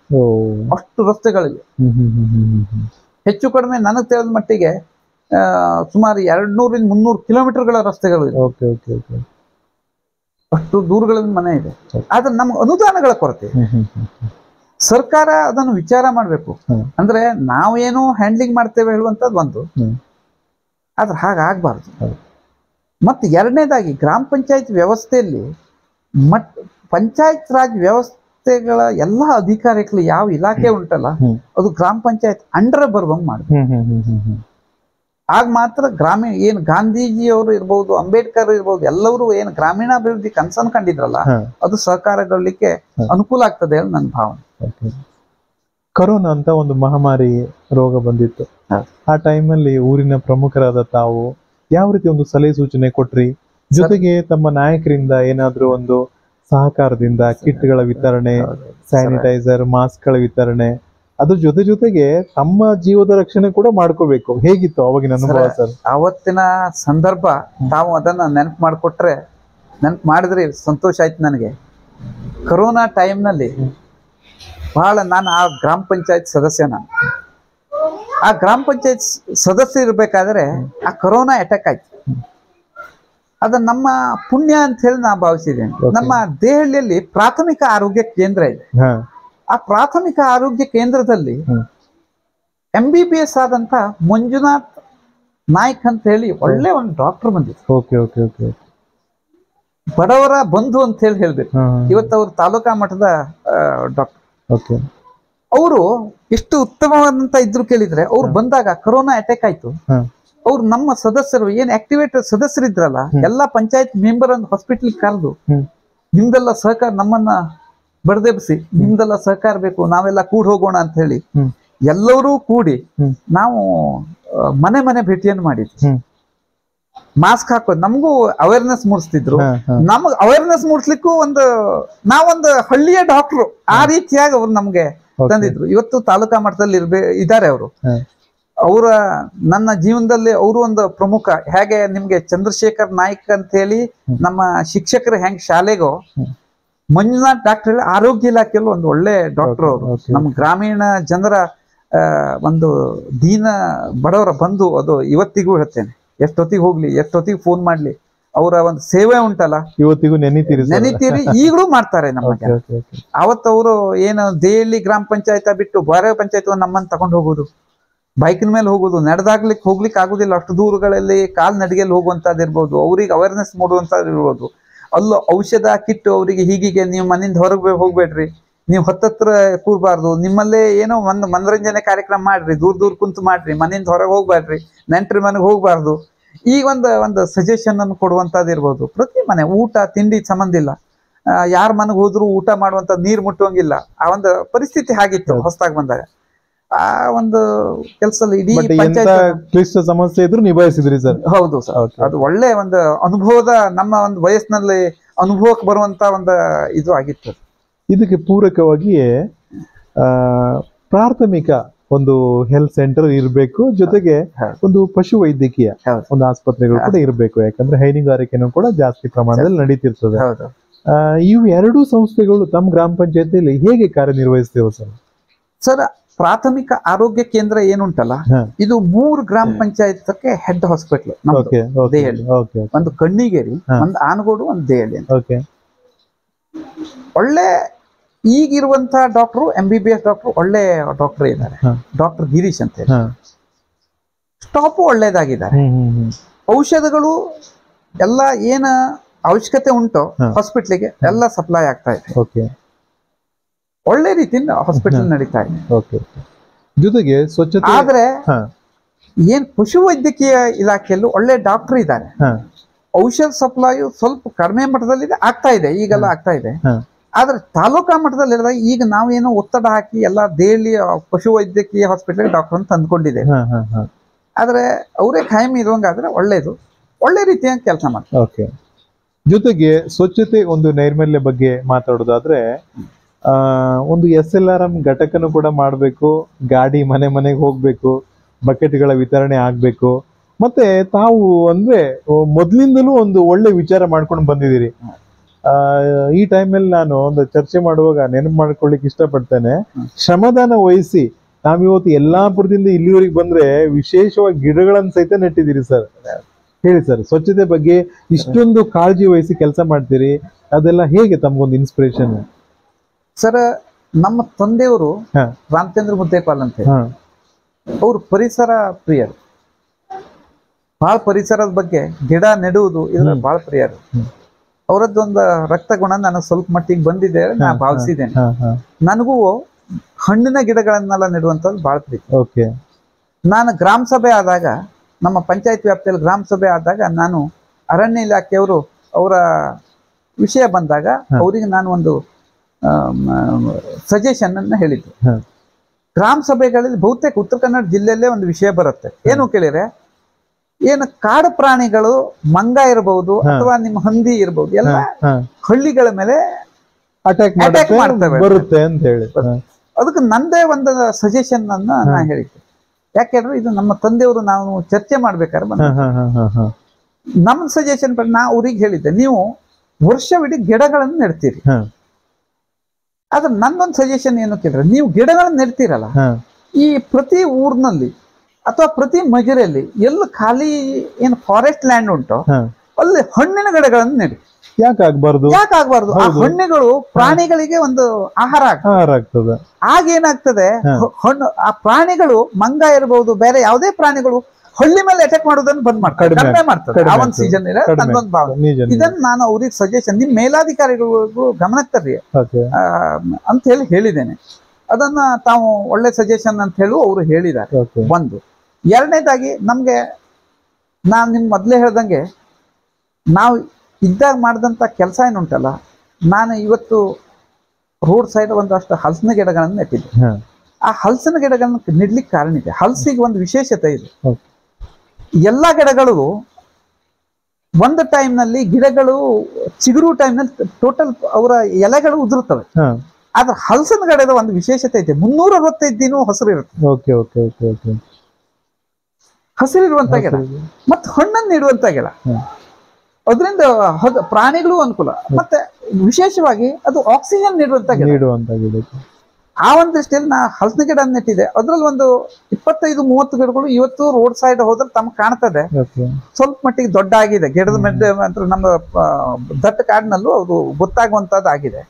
ಗಿಡ ನೆಡಿದ್ರೆ ನಮ್ಗೆ ಸಂತೃಪ್ತಿ. ನಾವು ಅಧಿಕಾರದಲ್ಲಿ ಇವತ್ತು ಇರ್ತೇವೆ ಹೋಗ್ತೇವೆ, ನಮ್ಮ ಕೈಯಿಂದ ಶ್ರಮದಾನ ಮೂಲಕ ಮಾಡುವಂತದ್ದು, ಯಾವುದೇ ಗೌರ್ಮೆಂಟ್ ಖರ್ಚು ಹಾಕಿ ಮಾಡಿದಂಥದ್ದು, ಅದನ್ನು ಮಾಡಿದ್ದೇನೆ. ಎರಡನೇದಾಗಿ ನಮ್ಮ ತಂದೆಯವ್ರದ್ದೇ ಸಜೆಷನ್ ಸ್ವಚ್ಛತೆ ಮಾಡುವಂಥದ್ದು. 2007-8ರಲ್ಲಿ ನಮ್ಮ ಅಜ್ಜಿಯವರು ಇದ್ರಲ್ಲ ಅಧ್ಯಕ್ಷರಿದ್ದಾಗ ನಾನ್ ನಿಮ್ಗೆ ಒಂದು ವಿಷಯವನ್ನು ಹೇಳಿದ್ದೆ. ರಾಷ್ಟ್ರಪತಿಯವರು ಅಬ್ದುಲ್ ಕಲಾಂ ಅವರಿದ್ರು, ಅವ್ರ ಹತ್ರ ಅವಾರ್ಡ್ ಅನ್ನು ತಗೊಂಡಿದ್ವಿ. ಅವತ್ತು ನೈರ್ಮಲೀಕರಣದ ಬಗ್ಗೆ ಪ್ರತಿ ಮನೇಲಿ ಶೌಚಾಲಯ ಆಗ್ಬೇಕು ಅಂತ ಒಂದು ಸ್ಕೀಮ್ ಅನ್ನು ಗೌರ್ಮೆಂಟ್ ತೆಗೆದಿಟ್ಟು ಒಂದು ಅವೇರ್ನೆಸ್ ಮೂಡಿಸ್ಬೇಕು, ಸ್ವಚ್ಛತೆ ಬಗ್ಗೆ ಹೆಚ್ಚಿನ ಗಮನ ತರಬೇಕು, ಎಲ್ಲೂ ಬಯಲು ಮುಕ್ತ ಗ್ರಾಮ ಆಗ್ಬೇಕು ಅಂತ.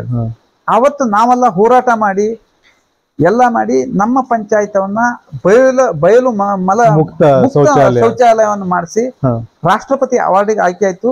ನಮ್ಮ ಅಜ್ಜಿಯವರನ್ನು ತಗೊಂಡು ಭಾಗೀರಥಿ ಅರೆಗುಳಿ ಅಂತ ಹೇಳಿ 82 ವರ್ಷ, ನನಗೂ ಒಂದು ಅವ್ರ ಸಂಘ ತಗೊಂಡು ಹೋಗುವಂತ ಅವಕಾಶ ಇತ್ತು. ಡೆಲ್ಲಿಗೆ ಹೋಗಿ ಅಬ್ದುಲ್ ಕಲಾಂ ಅವರನ್ನು ಭೇಟಿಯಾಗಿ ಅವಾರ್ಡ್ ಅನ್ನು ತಗೊಂಡು ಬಂದಿದೆ.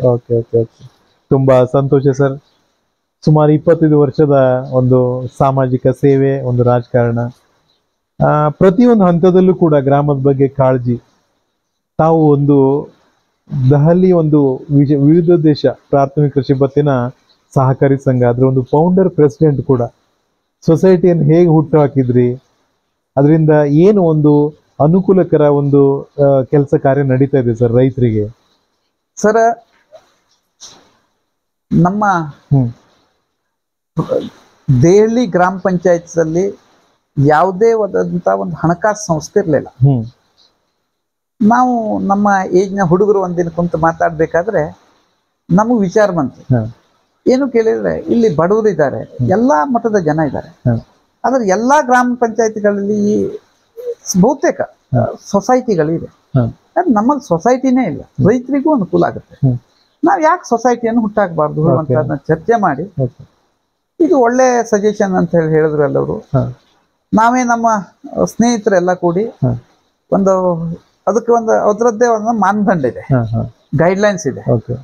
ಅದೇ ಪ್ರಕಾರ 500 ಶೇರ್ ಆಗ್ಬೇಕು. ಆವತ್ತಿನ ಕಾಲದಲ್ಲಿ 500 ಶೇರ್ ಆಗ್ಬೇಕು, ಗ್ರಾಮದ ಮ್ಯಾಪ್ ಇರ್ಬೇಕು, ಇಂತಿಷ್ಟು ಕಿಲೋಮೀಟರ್ ದೂರ ಇರ್ಬೇಕು, ಅದರದ್ದು ಒಂದು ಡಾಕ್ಯುಮೆಂಟ್ರಿ. ಅದಷ್ಟು ಪೂರಕವಾಗಿತ್ತು. ನನಗೂ ಒಂದು ಆವತ್ತು ನಮ್ಮ ಊರ್ನಲ್ಲಿ ಮಾಡುವ ಒಳ್ಳೆ ಒಂದು ಕೆಲಸ ಮಾಡುವಂತ ಇಚ್ಛಾಶಕ್ತಿನೂ ಇತ್ತು. ಒಂದು ಸೊಸೈಟಿಯನ್ನು ಹುಟ್ಟಾಕಿ 1 ವರ್ಷಗಳ ಕಾಲ ತೊಂದರೆ ಆಯ್ತು. ಯಾಕೆ ಹೇಳಿದ್ರೆ, ಹೊಸದಾಗಿ ಸೊಸೈಟಿ ಆದಾಗ ಊರ್ ಹಿರಿಯವರಿಗೂ ಇರ್ತದೆ, ಇವ್ರು ಹೇಗೆ ನಡೆಸಬಹುದು ಹಣಕಾಸು ಸಂಸ್ಥೆ ಅಂತ, ಈ ಹುಡುಗರು ಏನ್ ಮಾಡ್ಬಹುದು, ಸರಿಯಾಗಿ ನಡೆಸ್ತಾರ ಇಲ್ಲೋ. ನಾವು ವ್ಯವಹಾರ ಮಾಡ್ಬೇಕಾದ್ರೆ ಬೇರೆ ಸೊಸೈಟಿಯನ್ನು ಬಿಟ್ಟು ಬರ್ಬೇಕಾದ್ರೆ ಅವ್ರಿಗೊಂದು ಸಮಸ್ಯೆ ಇರ್ತದೆ. ಆ ವಿಶ್ವಾಸವನ್ನು ಗಳಿಸ್ಬೇಕಾಯ್ತು. ಒಂದು ರಿಜಿಸ್ಟ್ರೇಷನ್ ಆಗಿ 1 ವರ್ಷಗಳ ಕಾಲ ಅದನ್ನ ಸ್ವಲ್ಪ ಆಫೀಸ್ ತೆರೆದು ಎಲ್ಲ ಮಾಡ್ಕೊಂಡು 1 ವರ್ಷದಿಂದ ಚಾಲು ಮಾಡಿದ್ವಿ. ಹಂತವಾಗಿ 7 ವರ್ಷಗಳ ಕಾಲ ನಾನು ಗ್ರಾಮ ಪಂಚಾಯತ್ ಅಧ್ಯಕ್ಷನಾಗೋಲ್ಲಿವರೆಗೂ ನಾ ಅದನ್ನ ಸೊಸೈಟಿಯನ್ನು ಮುನ್ನಡೆಸಿದೆ ಒಳ್ಳೆ ರೀತಿಯಿಂದ. ಫಸ್ಟ್ ನಾನು ಜೀರೋದಲ್ಲಿ ಇರ್ಬೇಕಾದ್ರಿಂದ 7 ವರ್ಷಗಳೊಳಗೆ ಬಹುತೇಕ ಹೆಚ್ಚು ಕಡಿಮೆ 2 ಕೋಟಿ ರೂಪಾಯಿಗಳಷ್ಟ ರೈತರಿಗೆ ಬೆಳೆ ಸಾಲ, ಜೀರೋ ಬಡ್ಡಿ ದರದಲ್ಲಿ ಬೆಳೆ ಸಾಲವನ್ನು ಕೊಡಿಸುವಂತದ್ದು ಮಾಡಿದೆ. ಒಂದು 3 ಕೋಟಿ ರೂಪಾಯಿಗಳಷ್ಟು ಮಾಧ್ಯಮಿಕ ಸಾಲ ಮತ್ತು ಆಸಾಮಿ ಸಾಲ 2 ಕೊಡುವಂತದ್ದು ಮಾಡಿದೆ. ಈಗ ಬಹುತೇಕ 5 ಕೋಟಿ ರೂಪಾಯಿ ಟರ್ನ್ ಓವರ್ ಆಗ್ತಾ ಇದೆ. ಈಗ ನಾನು ಸೊಸೈಟಿ ಏನು ಗ್ರಾಮ ಪಂಚಾಯತ್ ಅಧ್ಯಕ್ಷನಾದ್ನಲ್ಲ, ಆವತ್ತು ಸೊಸೈಟಿ ಅಧ್ಯಕ್ಷ ಸ್ಥಾನಕ್ಕೆ ರಾಜೀನಾಮೆ ಕೊಟ್ಟೆ. ಯಾಕೆ ಕೇಳಿದ್ರೆ, ಅಧಿಕಾರಿಗಳು ಅಂತದ್ದು ಬೇರೆ ಬೇರೆಯವರಿಗೂ ಹಂಚೋಗ್ಬೇಕು, ಮತ್ತೆ ಎಲ್ಲರಿಗೂ ಅದರ ಒಂದು ಅನುಭವ ಬರಬೇಕು. ಎರಡನೇದಾಗ ನನ್ನೊಂದು ವಿಚಾರ ಇದೆ, ನಾನು ಯಾವ್ದಕ್ಕೆ ಕೈ ಹಾಕ್ತೇನೋ, ಯಾವ ಕೆಲಸಗಳಿಗೆ ಕೈ ಹಾಕ್ತೇನೋ, ಅಥವಾ ಯಾವ ಜವಾಬ್ದಾರಿಯನ್ನು ನಿರ್ವಹಿಸ್ಕೊಳ್ತೇನೋ ಅದರಲ್ಲಿ ಸಕ್ಸಸ್ ಆಗ್ಬೇಕು, ಅದರ ಒಂದು ಒಳ್ಳೆ ಹೆಸರನ್ನು ಪಡಿಬೇಕು ಅನ್ನುವಂಥದ್ದು ವಿಚಾರ ನಂದು. ತುಂಬಾ ಸಂತೋಷ ಸರ್. ಸುಮಾರು ಒಂದು 25 ವರ್ಷದ ಒಂದು ಸಮಾಜ ಸೇವೆ. ಇನ್ನು ಮುಂದೆ ತಮ್ಮನ್ನ ತಾವು ಎಲ್ಲಿ ನೋಡ್ಲಿಕ್ಕೆ ಇಷ್ಟಪಡ್ತೀರಿ ಸರ್? ಸರ್, ನನಗೆ ಒಳ್ಳೆ ತಾವು ಪ್ರಶ್ನೆಯನ್ನು ಕೇಳಿದ್ರಿ. ನಾನು ಗ್ರಾಮ ಪಂಚಾಯತ್ ಯಾರು ನನಗೆ ಗ್ರಾಮ ಪಂಚಾಯತಕ್ಕೆ ಬಂದು ಅಧ್ಯಕ್ಷರು ಹೇಳಿ ಮಾತಾಡಿಸ್ತಾರೆ. ನಾನು ಅವ್ರಿಗೆ ಒಂದೇ ಮಾತನ್ನು ಹೇಳ್ತೇನೆ, ನೀವು ಅಧ್ಯಕ್ಷರು ಹೇಳಿ ನನ್ನನ್ನು ಕರೆದು ನಾನು ಮಾತಾಡೋದಿಲ್ಲ. ನೀವು ನಾನು ಯಾವಾಗಲೂ ನಿಮ್ಮ ಆತ್ಮೀಯ ಮನುಷ್ಯ. ನನಗೆ ಏನು ಈ ಕುರ್ಚಿ ಮೇಲೆ ಕುಂತಾಗಲೂ ಆಯಸನ್ನು ಕರಿಬಾರ್ದು. ಅದನ್ನು ಕುಂತಾಗ ಹಾಗೆ ಕರೆದ್ರೆ ನಮ್ಮ ಪ್ರೀತಿ ವಿಶ್ವಾಸಕ್ಕೆ ಧಕ್ಕೆ ಆಗತ್ತೆ. ಆ ಪ್ರೀತಿ ವಿಶ್ವಾಸ ಮುಂದುವರಿಬೇಕು ಅಂದ್ರೆ ನೀವು ಮೊದ್ಲೇ ಹೇಗೆ ನನ್ನನ್ನು ನೋಡ್ತಿದ್ರು ಅದೇ ರೀತಿಯನ್ನ ನೋಡಿ. ನಾ ಅಧಿಕಾರಕ್ಕಾಗಿ ಬಂದ ಸೇವೆ ಮಾಡ್ಲಿಕ್ಕೆ ಬಂದ. ಇವತ್ತು ಅಧಿಕಾರ ಇರ್ತದೆ, ನಾಳೆ ಹೋಗ್ತದೆ. ಹಾಗಾಗಿ ನನ್ನೊಂದು ವಿಚಾರ ಇದೆ, ನಾನು ಮೊದಲೇ ಹೇಳ್ದಂಗೆ ನಾನು ಗ್ರಾಮ ಪಂಚಾಯತ್ ಮೆಂಬರ್ ಆಗಲಿ ಅಧ್ಯಕ್ಷ, ಇವತ್ತು ನಂದು 8.5 ವರ್ಷದ ಪಂಚಾಯತ್ ಸದಸ್ಯ ನಾನು. ಇವತ್ತುವರೆಗೂ ನನ್ನ ಸ್ವಂತಕ್ಕಾಗಿ ನಾ ಗ್ರಾಮ ಪಂಚಾಯತ್ಗೆ ನಾನು ಯಾರದೇ ಮುಂದಾರು ಬಂದು ಹೇಳುವಂತ ಒಂದು ನೈತಿಕವಾಗಿ ಗಟ್ಟಿಟ್ಕೊಂಡು ಹೇಳ್ತೇನೆ. ನಾ ಪಂಚಾಯತ್ದಿಂದ ₹1 ಅನುದಾನವನ್ನು ನನ್ನ ಸ್ವಂತಕ್ಕಾಗಿ ನಾ ಹಾಕೊಳ್ಬಾರ್ದು ಅಂತ ನಿರ್ಧಾರವನ್ನು ಆವತ್ತೇ ಮಾಡಿದ್ದೆ. ಆಗ ಮಾತ್ರ ನಮಗೆ ನಮ್ಮ ಊರು ಕಾಣುವಂತ ನನ್ನ ವಿಚಾರಧಾರೆನೇ ಬೇರೆ. ಆ ದೃಷ್ಟಿಯಲ್ಲಿ ಇದು ನನ್ನ ತಂದೆಯವರು ಹಿರಿಯವರು ಕಳಿಸ್ಕೊಟ್ಟಂತ ಒಂದು ದಾರಿ, ತಂದೆ ತಾಯಿಯವರು ಇರ್ಬೋದು, ಎಲ್ಲರೂ ಕಳಿಸ್ಕೊಟ್ಟಂತ ದಾರಿ. ಹಾಗಾಗಿ ನಾನು ಇನ್ನು ಮುಂದೊಂದು ದಿವಸದಲ್ಲಿ ಇನ್ನೂ ಒಂದಷ್ಟು ನನ್ನ ಕೆಲಸವನ್ನು ಗುರಿ ಇಟ್ಕೊಂಡಿದ್ದೇನೆ. ಪಂಚಾಯತ್ ಮಟ್ಟದಲ್ಲೇ ಆಗುವಂತ ಕೆಲಸ ಅಲ್ಲ, ಆದ್ರೆ ಮಾಡ್ಬೇಕು ಅಂತ ಇಚ್ಛೆ ಇದೆ. ಯಾಕೆ ಅಂತಂದ್ರೆ ನಮ್ದಲ್ಲಿ ಒಂದು 3 ಗ್ರಾಮ ಬರ್ತದೆಯಲ್ಲ, ಅದಕ್ಕೆ ರೋಡ್ ಇಕ್ಕಟ್ಟಾಗಿದೆ. ಎಲ್ಲ PWD ರೋಡ್ಗಳು. ಅದಕ್ಕೆ ಶಾಲೆ ಮಕ್ಕಳು ಓಡಾಡುವಂತ ದಾರಿ, ಅದಕ್ಕೆ ಒಂದು ಫುಟ್ಪಾತ್ ಮಾಡ್ಬೇಕು, ಪಕ್ಕ ಗಟಾರ ಮಾಡಿಸ್ಬೇಕು. ಅದು ನಮ್ಮ ಪಂಚಾಯತ್ ಮಟ್ಟದ ಅನುದಾನದಲ್ಲಿ ಆಗುವಂತ ಕೆಲಸ. ಇದನ್ನ ನಾನು ಮೇಲಾಧಿಕಾರಿ MLA ಅವರು ಇರ್ಬೋದು, MP ಅವರು ಇರ್ಬೋದು, ಎಲ್ಲರೂ ಗಮನಕ್ಕೂ ತಂದಿದ್ದೇನೆ. ಏನ್ ನನ್ನ ಹತ್ರ ಆಗುವಂತ ಸಹಾಯ ಆಗುವಂತ ಕೆಲಸಕ್ಕೆ ಏನ್ ಲೆಟರ್ ಬರಿಬೇಕು ಗೌರ್ಮೆಂಟ್ ಲೆವೆಲ್ ಅದಷ್ಟು ಮಾಡಿದ್ದೇನೆ. ಅದ್ರ ಪ್ರಯತ್ನದಲ್ಲಿ ನಾನಿದ್ದೇನೆ. ಒಂದನೇದಾಗಿ. ಎರಡನೇದಾಗಿ ಇನ್ನು ಪ್ರವಾಸಿ 1-2 ತಾಣಗಳಿವೆ. ಊರ್ನಲ್ಲಿ ಅಭಿವೃದ್ಧಿ ಮಾಡುವುದ ಸಂಘ ಅಲ್ಲೂ ಸರ್ಕಾರದಿಂದ ಮತ್ತೆ ನಮ್ಮ ಏನ ತೆರಿಗೆಗಳು ಅಲ್ಲಿಂದ ಬರೋದ್ರಿಂದ ಅದ್ರ ಮೂಲಸೌಕರ್ಯ ಅಭಿವೃದ್ಧಿ ಮಾಡಿ ಅಲ್ಲಿ ಉತ್ಪಾದನೆಯನ್ನು ಹೆಚ್ಚು ಮಾಡ್ದಂಗೆ ನಮ್ಮ ಊರ ಅಭಿವೃದ್ಧಿಗೆ ಒಂದು ದಾರಿ ಆಗತ್ತೆ. ಯಾಕೆ ಅಂತಂದ್ರೆ ಇವತ್ತು ಸಾತೊಡ್ಡಿ ಇರ್ಬೋದು, ತೂಗು ಸೇತುವೆ, ಹ್ಯಾಂಗಿಂಗ್ ಬ್ರಿಡ್ಜ್, ಶಿವಪುರ ತೂಗು ಸೇತುವೆ ಇರ್ಬೋದು, ಅಲ್ಲಿಂದ ಅಲ್ಲಿ ಟೂರಿಸ್ಟ್ ಜನ ಹೆಚ್ಚು ಬಂದಾಗ ಮಾತ್ರ ನಮ್ಗೆ ಆದಾಯ ಹೆಚ್ಚಾಗುತ್ತೆ ಗ್ರಾಮ ಪಂಚಾಯತ್. ಆಗ ಊರ ಅಭಿವೃದ್ಧಿ ಆಗ್ತದೆ. ಅದಕ್ಕೆ ಮಾಡ್ಲಿಕ್ಕೆ ಏನು ಮೂಲಸೌಕರ್ಯ ಮತ್ತು ಹೆಚ್ಚಿನ ಮಾಡ್ಬೋದು. ಆ ರೀತಿಯಾಗಿ ಒಂದು ವಿಚಾರವನ್ನು ಇಟ್ಕೊಂಡು ಒಂದು ಪ್ಲಾನಿಂಗ್ ಮಾಡ್ತಾ ಇದ್ದೇನೆ. ಇನ್ನು ಅನೇಕ ಕೆಲಸಗಳಿವೆ, ಅದನ್ನು ಒಂದು ವಿಚಾರ ಮಾಡ್ತಾ ಇದ್ದೇನೆ. ತುಂಬಾ ಸಂತೋಷ ಸರ್. ಒಂದು ಊರಲ್ಲಿ ತಾವು ದೇವಿ ದೇವಸ್ಥಾನ ಕಮಿಟಿಯ ಒಂದು ಮೆಂಬರ್ ಕೂಡ ಇದ್ದೀರಿ. ಏನಾದ್ರೂ ಊರಲ್ಲಿ ಒಂದು ಜಾತ್ರೆ ನಡೀತದೆ, ಮಕ್ಕಳೇನಾದ್ರು ಒಂದು ಜನಪದ ಕ್ರೀಡೆಗಳನ್ನ ಆಯೋಜನೆ ಮಾಡಿರ್ತಾರೆ, ಅವ್ರು ಏನಾದ್ರು ಒಂದು ಅಪೇಕ್ಷೆ ಪಟ್ಟು ಬಂದಿರ್ತಾರೆ, ಒಂದು ಏನಾದ್ರು ಪ್ರಾಯೋಜಕತ್ವ ಮಾಡಬೇಕು, ಬಹುಮಾನ ತಾವು ಸ್ಪಾನ್ಸರ್ ಮಾಡಬೇಕು, ಜಾತ್ರೆ ಕಮಿಟಿಯಲ್ಲೋ ದೇವಸ್ಥಾನದಲ್ಲಿ ಬೇರೆ ಬೇರೆ ಒಂದು ಏನೋ ಕೆಲಸ ಕಾರ್ಯಗಳು ಕೈಂಕರ್ಯಗಳನ್ನು ಮಾಡೋದಿರ್ತದೆ. ತಮ್ಮಲ್ಲಿ ಸಹಾಯ ಹಸ್ತ ಅಂತ ಕೇಳಿ ಬಂದಾಗ ತಾವು ಯಾವ ರೀತಿ ಒಂದು ಅವರಿಗೆ ಒಂದು ಸಹಾಯ ಸಹಕಾರ ಮಾಡ್ತಾ ಬರ್ತಾ ಇದ್ದೀರಿ ಸರ್? ನಮ್ಮಲ್ಲಿ ಬಿಸ್ಕೋಡ್ ಒಂದು ದೇವಸ್ಥಾನ, ದೇಹಳ್ಳಿಯಲ್ಲಿ ಒಂದಿದೆ, ಕಟಿಯಲ್ಲೂ ಒಂದಿದೆ, ಬಳಗಾರು ಇದೆ, ಹಿರಿಯಾಳಿ, 10 ಗ್ರಾಮಗಳಲ್ಲೂ ದೇವಸ್ಥಾನ ಇದೆ. ನಮ್ಮಲ್ಲಿ ಅಲ್ಲಿ ಊರ್ನಲ್ಲೇ ನಮ್ಮಲ್ಲಿ ವರ್ಷಕ್ಕೊನ್ನೆ ಅಲ್ಲಿ ಹಬ್ಬ, ಜಾತ್ರೆ ಅಂದ್ರೆ ಹಬ್ಬ ಅಂತ ಹೇಳ್ತೇವೆ, ಅದು ನಡೀತದೆ. ಅಲ್ಲಿ ಮಟ್ಟಿಗೆ ಯಾರು ನಮ್ಮಲ್ಲಿ ಕೇಳುದು.